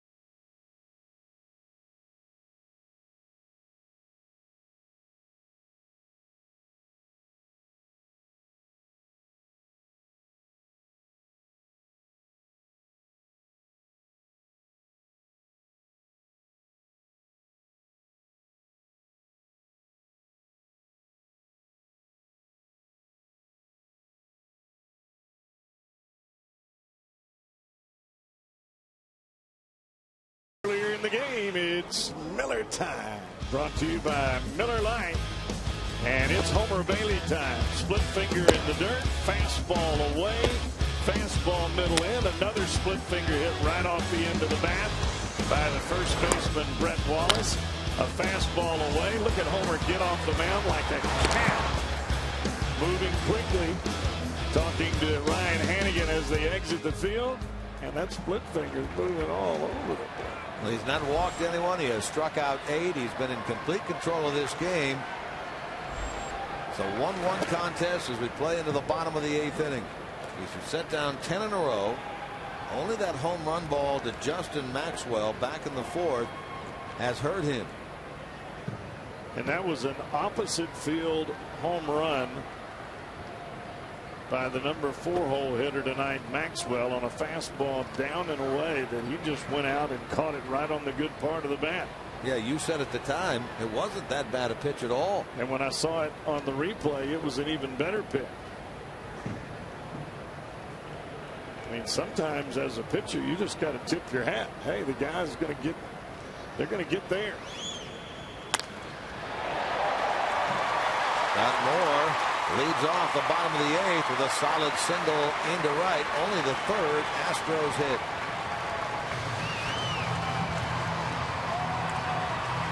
Homer left that one up a little bit. Not quite as aggressive with that pitch as he has been with some of the pitches earlier. And that ball stayed up, and Scott Moore stayed right on it.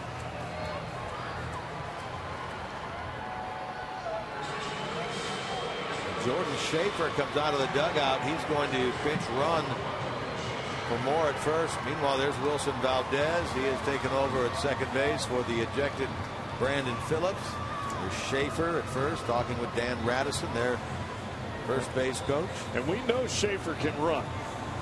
And this is getting down to the point right now where if you're DeFrancesco, you're going to do whatever you can do to try to get a run right here and right now. You got a leadoff base runner who can absolutely fly. Schaefer can steal a base in a hurry. And you've got basically your best hitter in Jose Altuve coming to the plate. Altuve bats for Snyder, who had been 0 for 2. On the year, Altuve hitting .294. 5 homers, 33 batted in, and 1 for 1 as a pinch hitter. He shows bunt, which I would be shocked if he's going to bunt here. Well, I would be too, to be honest with you. If you're going to bunt, why didn't you just leave Snyder in the game and let him bunt? Right. Why waste a good hitter like Altuve to put a bunt down unless you were going to fake the bunt and hit and run here. Altuve, lifetime 3 of 8 against Bailey. Jordan Schaefer seeing his first action in a while. He's been on the disabled list with a left shoulder separation. And he probably still can't play, but he could be activated today because it's September 1st and still doesn't have to play the field, but he can go run. He's still got that big wrap on his left arm.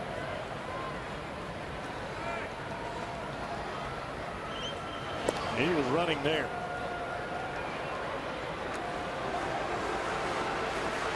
He runs at his own risk, of course, with Ryan Hannigan, who has thrown out 40% of would-be base stealers this year. And recently, he's been even better than that. He has caught all 10 of the runners that have gone against him recently. And Chris Spire calling the throwovers from the Reds dugout. There he goes. To right field. Bruce will make the catch as Schaefer has to hustle back to the bag. That indeed was a hit and run. So basically they faked the bunt the first time up. And the object there was to hit and run, and Altuve gets underneath the ball instead of hitting on top of it.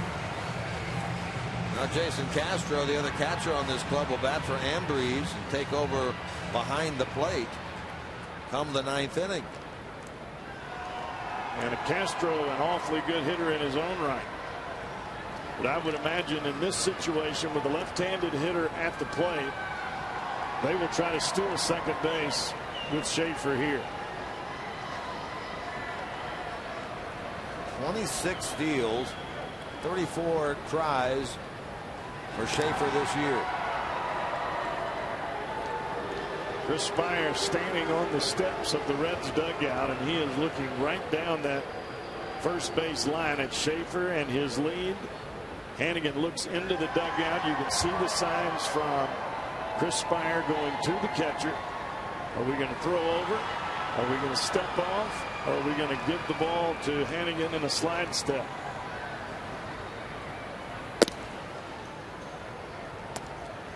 Going nowhere there. This is the part of the game, Jim, especially late, that you really have to keep your wits about you if you're on the mound. You've got to watch the guy at first and give a good move to home plate quick enough where if he does run, Hannigan can throw him out. But you've also got to make a solid pitch because the guy at the plate is a pretty good hitter.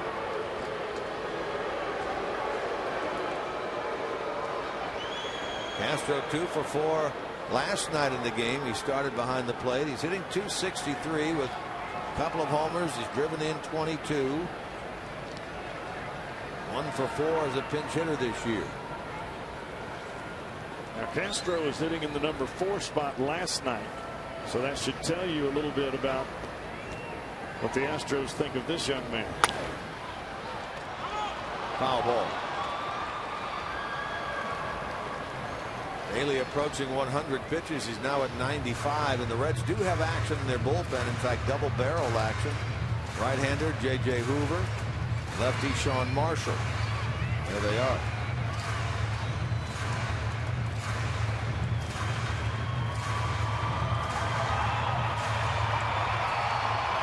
The one thing that you have to do in the slide step is you really have to get on top of the ball in a hurry. You have to shorten that arm mark even more so on the breaking ball so you don't spin one up there. And that's exactly what Homer did on that last split finger. He got it down to Castro, but you have to do it every time.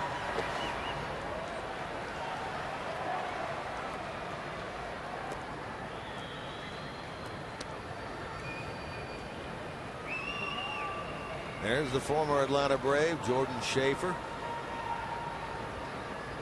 Very difficult to be quick to the plate and still make that quality pitch.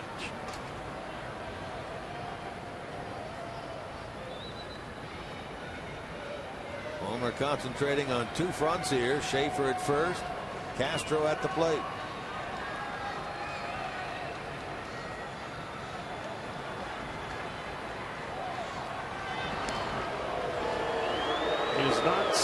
Schaefer does not seem to have quite the lead that he had earlier. He was almost to the cut of the grass when Altuve was at the plate when he was running. But Altuve pops it up to right on the hit and run. Schaefer, part of that Michael Bourne deal. He came over here from the Braves last year at the All-Star trading at the Major League Trading Deadline. Speed for speed. A veteran for a young one. Good pitch there by Homer Bailey. A good slide step fastball right in on the hands of Castro. Came in with a split finger that he pulled foul down the first baseline that Frazier was able to catch just in foul territory, and then he busted him in on the hands there. It's a big point in the ball game right here for Homer Bailey and for the Reds. 98th pitch of the night coming up for Bailey. How about a double play, Jimmy boy? Most welcome. Threw a slider there, started it in the heart of the plate and took it up under the hands of the left-handed hitting Castro.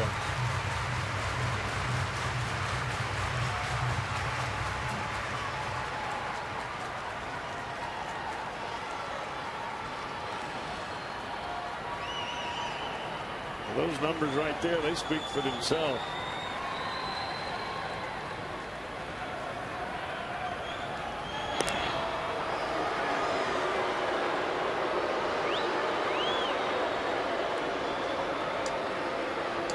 More times than not, you're going to end up getting a 3-2 fastball somewhere along the line. And Castro, an awfully good fastball hitter, especially when it's out over the plate. He can really drive the ball the other way. Schaefer takes off. That's ball 4 to Castro. Astros have 2 on with 1 out.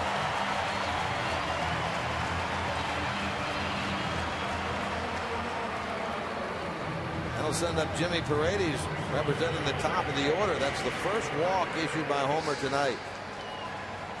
And Brian Price will go out for nothing more than just to give Homer Bailey a little breather. You look at Homer Bailey's uniform, it's a little different color than the rest of the uniforms on the field of play. And the reason being is his is most likely soaking wet. Well, he's thrown 99 pitches. We've seen Brian Price make pitching changes before when he's gone out there, talked to the pitcher who says, I'm gassed, I've had enough. You won't hear that from Homer Bailey. I can tell you that right now. Homer will get the switch hitting right fielder. He's 0 for 3 in this game.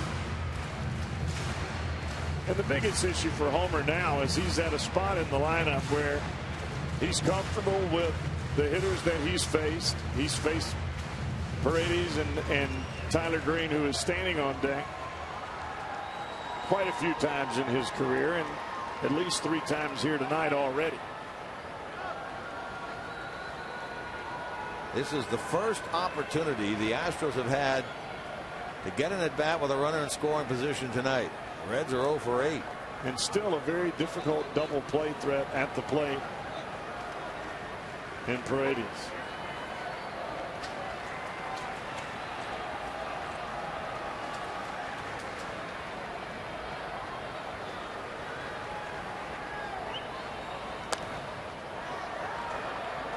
Got it right in on his fist. Strike 1. You can really see Paredes open up a long stride. Hard to get to the fastball in that way. But you can really flatten out the bat if the ball's out away from you. That's why Homer's staying right in there on his hands. You let the batter jam himself, and that's exactly what Paredes is doing. Paredes in limited opportunities with the big league team this year, 1 for 3 with runners in scoring position. The team, the Astros, near the bottom of the league at 238.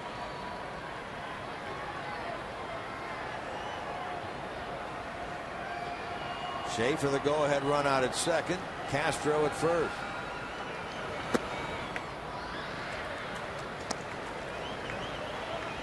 Homer trying to drive that ball up in the strike zone to get a swing and miss, looking for the strikeout from Paredes, but that ball was up and well out of the strike zone. Not even really a pitch that you get to pull the trigger from.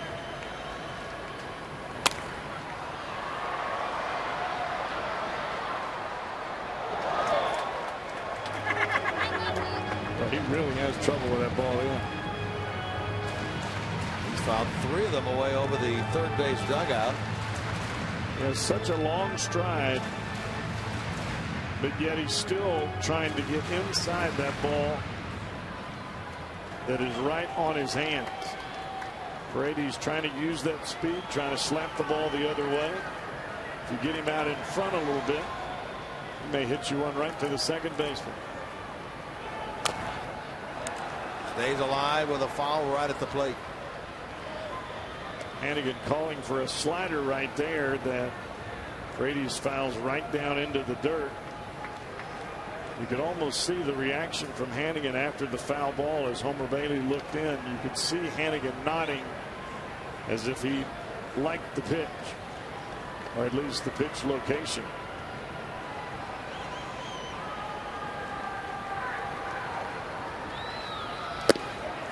inning. Good job by Homer Bailey and Ryan Hannigan. Hannigan just leads him right on down the line. Slider down and in. This time he gets the fastball in the right spot. And Paredes collapsing on the backside. You can see that back knee bent almost to the ground. And the only place you're going to hit a high fastball, if you can even get to it with your back knee bent, is straight up in the air. But Paredes couldn't get to it. 9 strikeouts now for Bailey, has him 1 away from equaling his career high of 10, which he accomplished against the Brewers back in Cincinnati on the 20th of July. Tyler Green 0 for 3. I think Joey Votto was homered in that game up in Columbus. 1 for 2 up there tonight. This should end the inning. Great job. Stubbs coming on, and we will go to the 9th. Nice job by Bailey. He gets the strikeout of Paredes, the fly out to center of Green. Astros have stranded only their 2nd and 3rd runners of the night.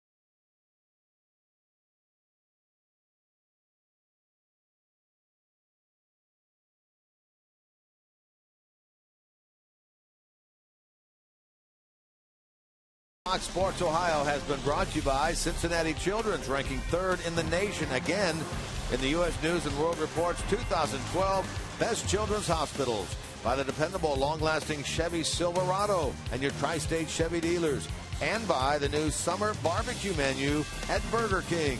Let's have a barbecue today. Nice job by Bailey to get out of that jam, Cowboy, in the bottom of the 8th inning. No doubt about it. He got Paredes after setting him up for the fastball, and he gets a breaking ball for a strike that Tyler Green gets underneath. And with runners at first and second base, the only threat really of the night for the Astros just goes by the wayside.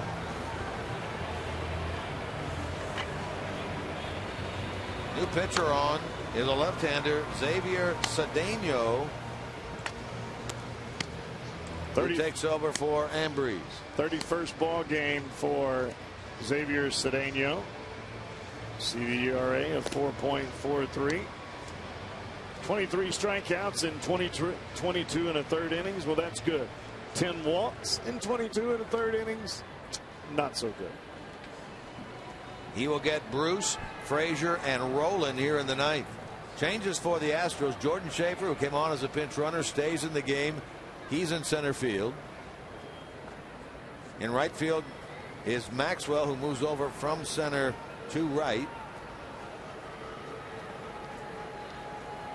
Jose Altuve has stayed in the game after pinch hitting. He's at second base. And the same with the catcher Castro, who takes over for Chris Snyder behind the dish.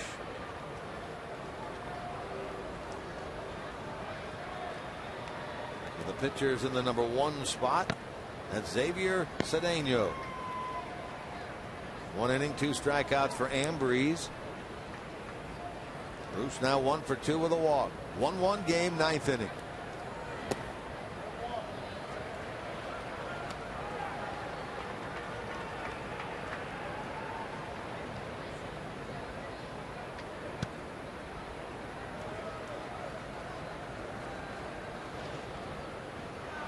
This may be the only batter that Cedeno faces with a right-hander throwing down in the Astro pen. Almost a crossfire action by Xavier Cedeno. Pitches from the first base side of the rubber. Steps towards the first base line and comes straight across his body.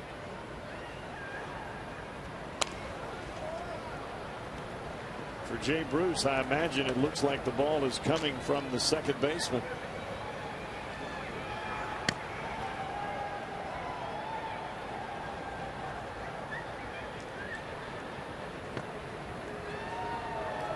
Straight up in the outfield.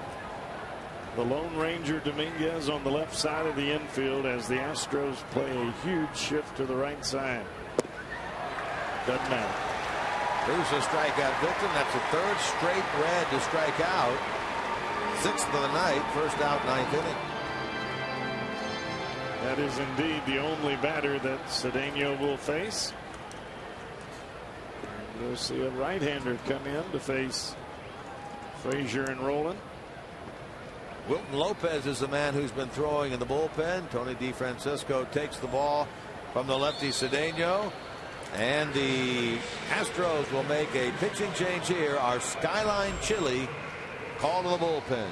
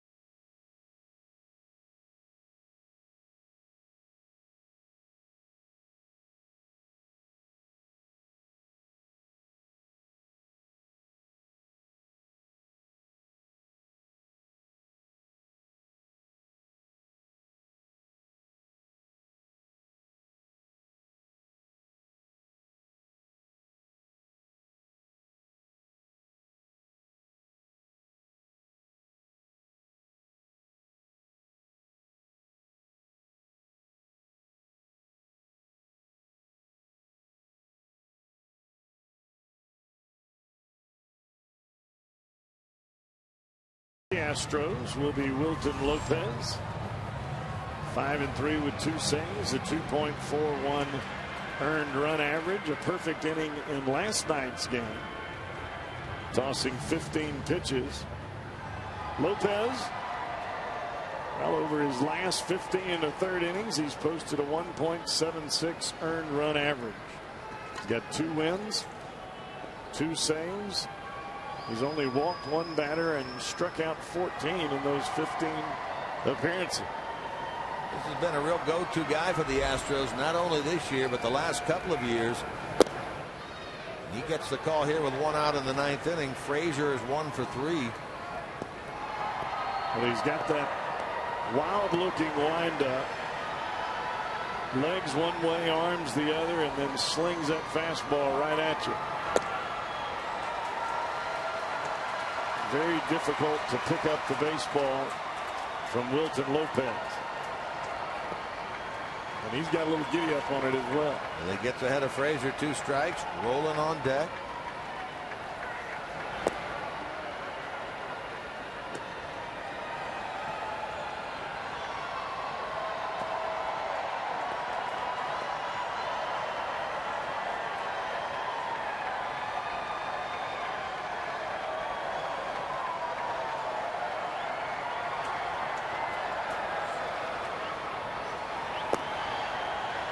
Todd did a nice job on both those last two pitches to lay off.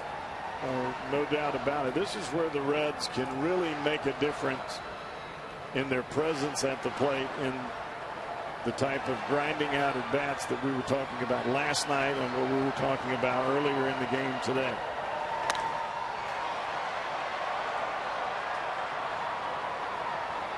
Way out in front of that one is Frazier. We're talking about all legs and arms.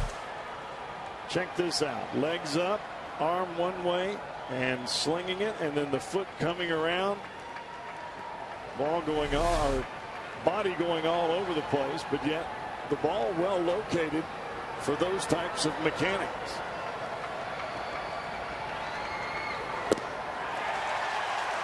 He gets Frazier. That is 4 consecutive Reds now who have gone down on strikes. Another sinking fastball from Wilton Lopez, and with good movement as well. That ball started off the plate away and runs right back to the heart of the dish with sink on it. It almost appeared as though Frazier was trying to go get that ball on the outside corner, and then the ball runs in and sinks, and he swings right over the top. 2 men out for Rowland. Great chance for the Reds in the 7th inning. Rowland doubled against Harrell to lead off the inning. Reds could only get him as far as 3rd, and in a big at bat, Cozart struck out to end that frame.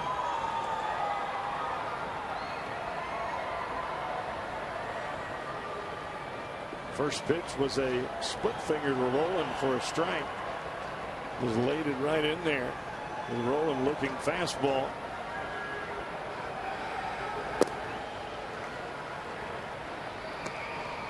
You can really see with Lopez and almost every bullpen pitcher that comes in for the Astros, they are trying to stay down and away from these right-handed hitters to keep them from pulling the ball, as Frazier did, and coming up with an easy home run.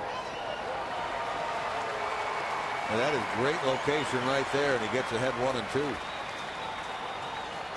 This guy was originally signed as a free agent by the Yankees, released by New York, picked up by San Diego. They didn't want him. The Astros claimed him, and he has done very good work for them all the way back to 2010. Well, as we talked about with Lucas Harrell, same may be true of one Wilton Lopez. Quite pick it up until later on as they get a little bit older, a little bit smarter, a little wiser.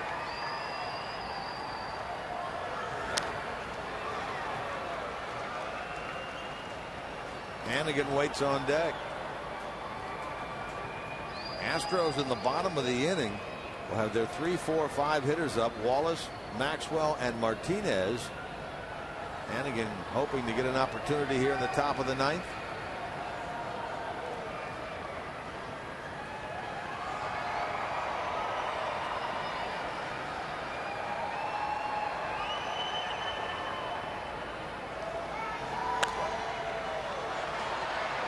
I think for the Reds on the pitching side, we will either see Homer Bailey or we'll see Aroldis Chapman.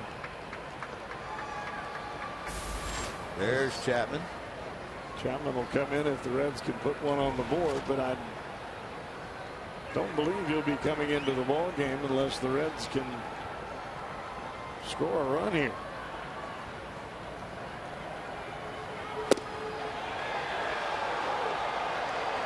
Chapman last worked on Tuesday, the second game of that 3-game series against the Diamondbacks. He's had 3 consecutive days off.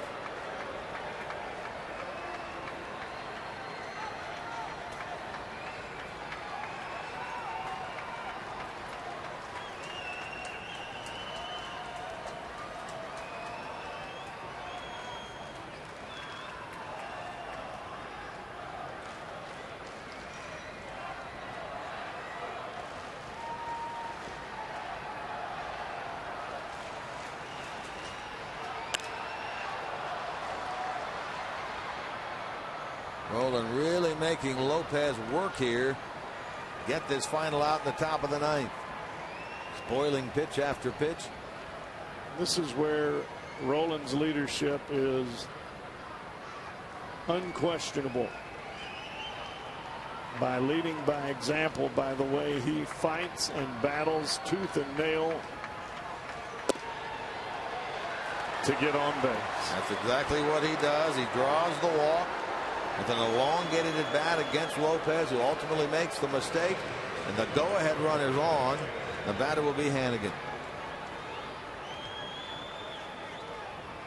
Xavier Paul moves out into the on-deck circle.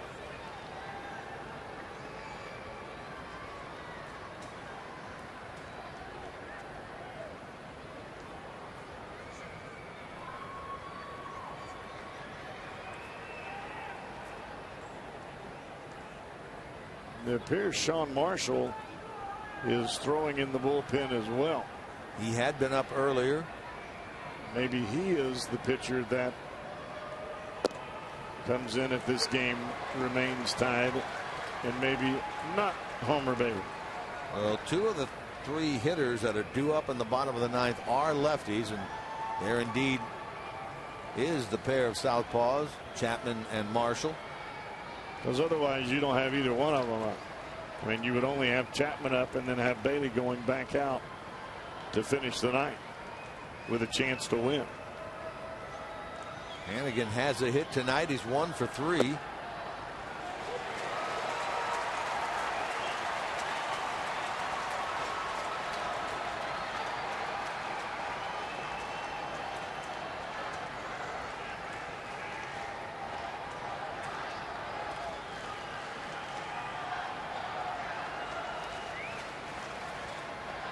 All waits on deck to pinch hit for Bailey.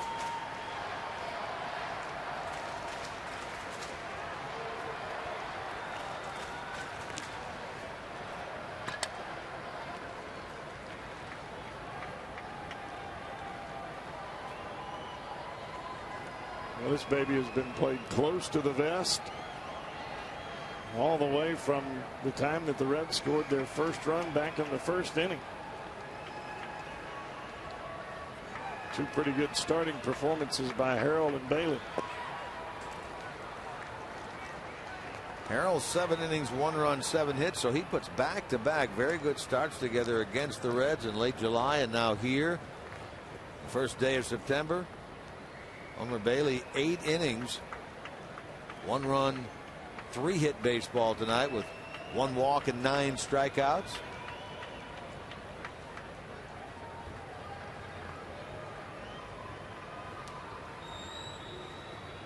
Homer enjoys pitching in this state. It's got to almost feel as though he's coming. You see Jay Bruce performing almost in the same kind of manner from the offensive side. Hannigan a strikeout victim. 3 strikeouts in the inning. And now the Astros will come up in the bottom of the ninth with a chance to win this game.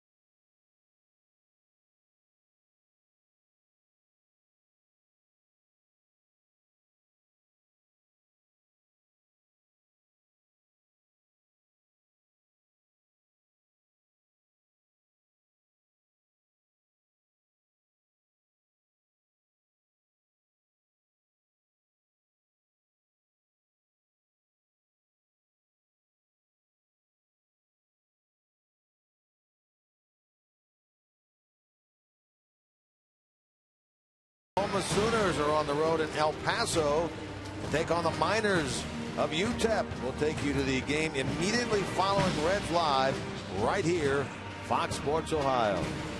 Oklahoma and UTEP right after baseball tonight. This one goes to the bottom of the ninth, and new pitcher on, Cowboy. New pitcher will be the left-hander Sean Marshall. He'll be coming on for the 60th time. That's a heck of a strikeout to walk ratio. 61 strikeouts and only 12 walks for Sean Marshall. And now his 60th ball game.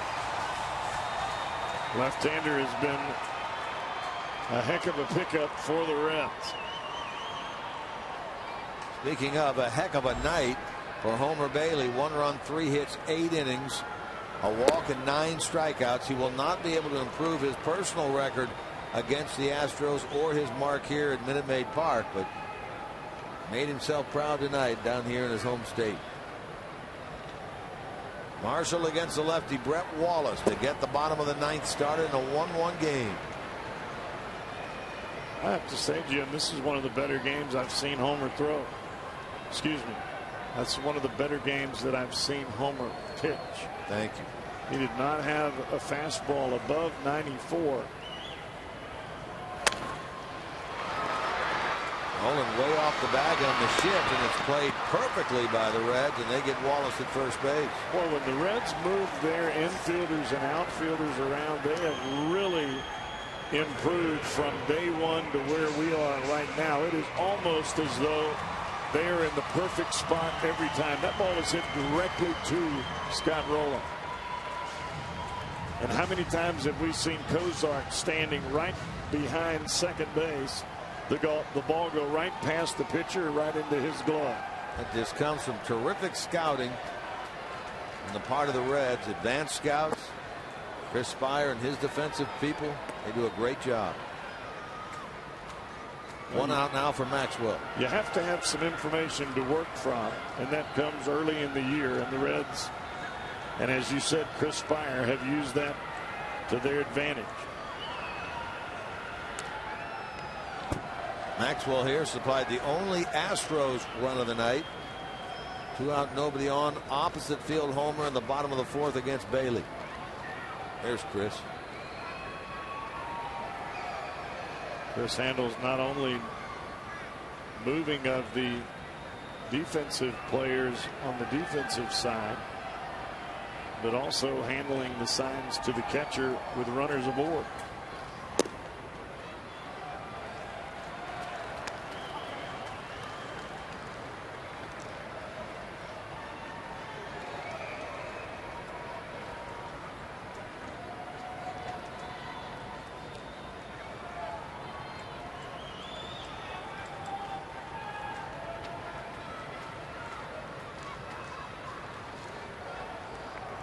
Reds can only win this game now if it goes extra innings.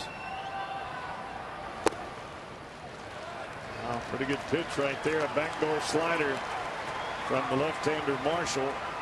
And Andy Fletcher, the home plate umpire, didn't like the pitch evidently.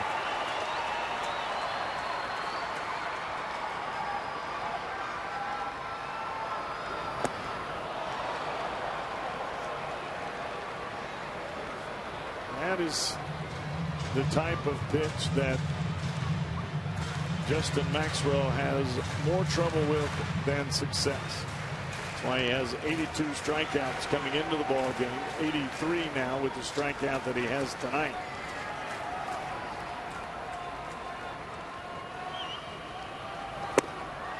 Marshall came after him, down 3-1, ultimately gets him on a very big breaking ball for out number 2.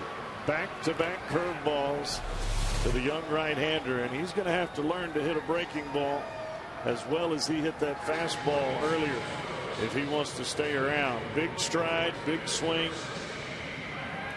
That usually makes you awfully susceptible to the breaking ball, and he missed that by 3 feet.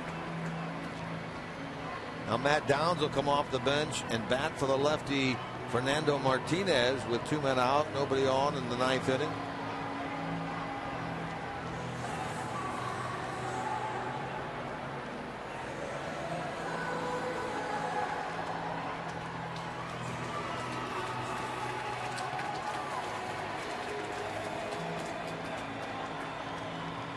And I would say for Marshall right now, he is trying to do whatever he can to keep the ball down and away from these right-handers. But once he realized that, oh boy. Downs at the first pitch he sees toward left, off the wall. Ludwig's going to get it back in. Downs just activated today on September the 1st when rosters expand. Came about a foot or so away from winning this game with a line drive home run. I didn't get that out of my mouth. But Marshall was trying to stay down and away from these right-handers so that would not happen. And he leaves the ball over the heart of the plate, and Downs just torques it within a foot or two of ending the ball game, as you said, Jim. Well, the Reds are awfully lucky right there. That ball had another foot. This game's over with. Wow. Downs represents the winning run out at second base, his fourth two-base hit of the year. Now the Reds will elect to walk Dominguez to bring the lefty Jordan Schaefer to the plate. Downs had been optioned down to AAA Oklahoma City on the 9th of August. Brought back today when rosters expand. He got a first pitch to his liking and jumped all over it. Well, Downs has been around a little bit. He understands how the game is played. And coming off the bench, it's not his first rodeo. He's looking for a ball that he can drive, and he got one. And that'll be Jordan Schaefer. And you do have to remember that when Schaefer was healthy, and we're not even going to see Schaefer. Like Brandon Barnes. That would not even be a fair matchup to have left-hander Marshall against left-handed hitting Schaefer, especially with his propensity to strike out. This is indeed Brandon Barnes. We saw Barnes start in the game last night playing center field. He was 1 for 3. He started 5 of the last 6 games out in center field since he got called up on August 7th. He's made 14 starts, and as I was just saying, 5 of the last 6 games he started in center field. Had a pretty good year down there. Oklahoma City hit .321, had 39 doubles, 12 home runs, 69 RBIs, and 21 stolen bases in only 106 ball games.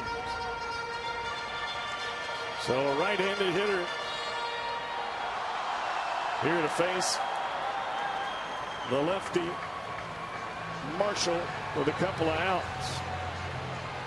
The big difference between the numbers that Marshall puts up against lefty versus right-handed hitters. Against lefties, they're hitting .205 against him. Righties hitting .281, and that's of course what Downs was, and he doubled. Marshall stays in there now to face the pinch hitter Barnes.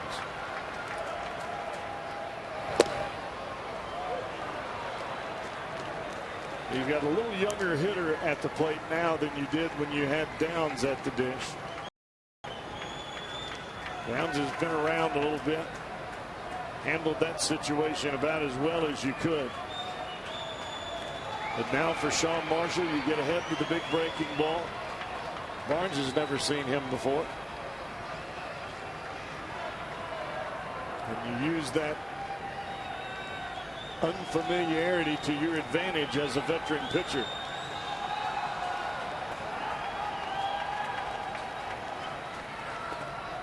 Hitting.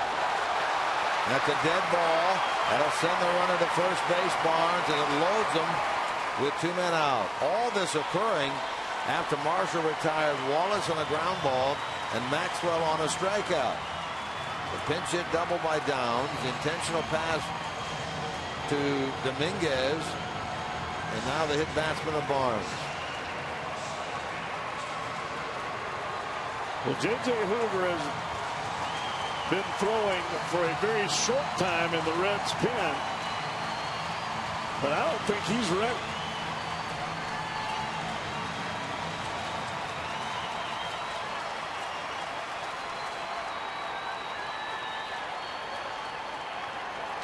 But if he is ready,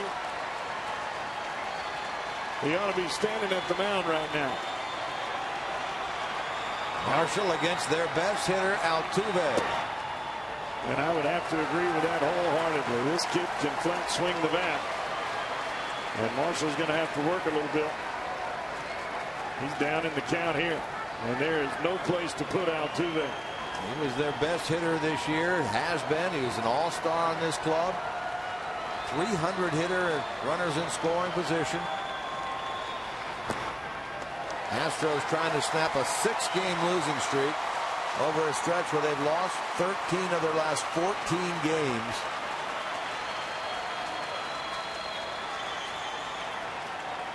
They have the bases loaded with 2 out in the bottom of the 9th of a 1-1 affair.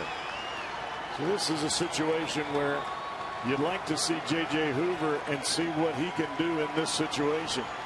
See how he handles it. And come see if he can come through with it. Why do you think we're not seeing him here? I have no idea. Because he is ready.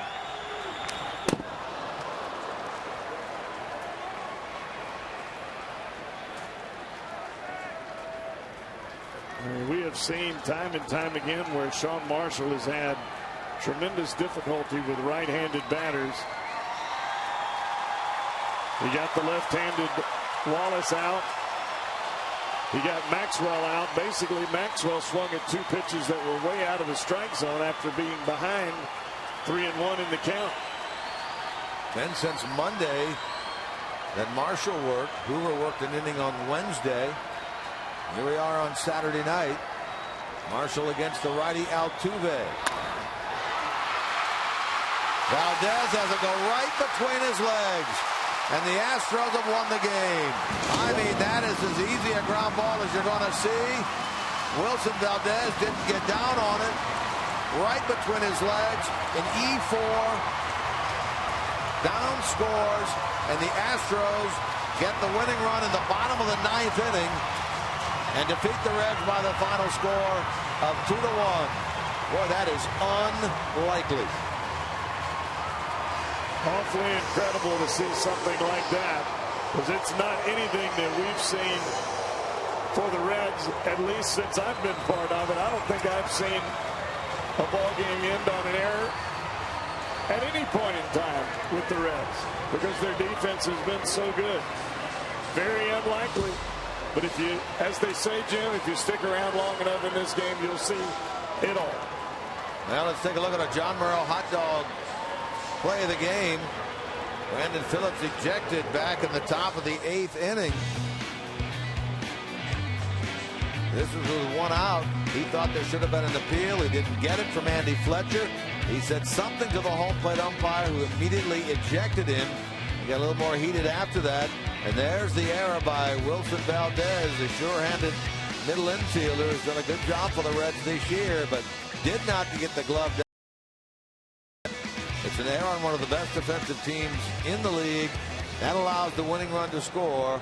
And the Astros have now matched the Reds for the number of victories in this ballpark since the break at 4-4. And it does mean that tomorrow afternoon's game will be the rubber game then of this 3-game series. There's your final. 2-1 Astros. Upcoming next, Reds Live postgame with Jim Day, presented by Kings Honda. 2-1 Houston, a winner.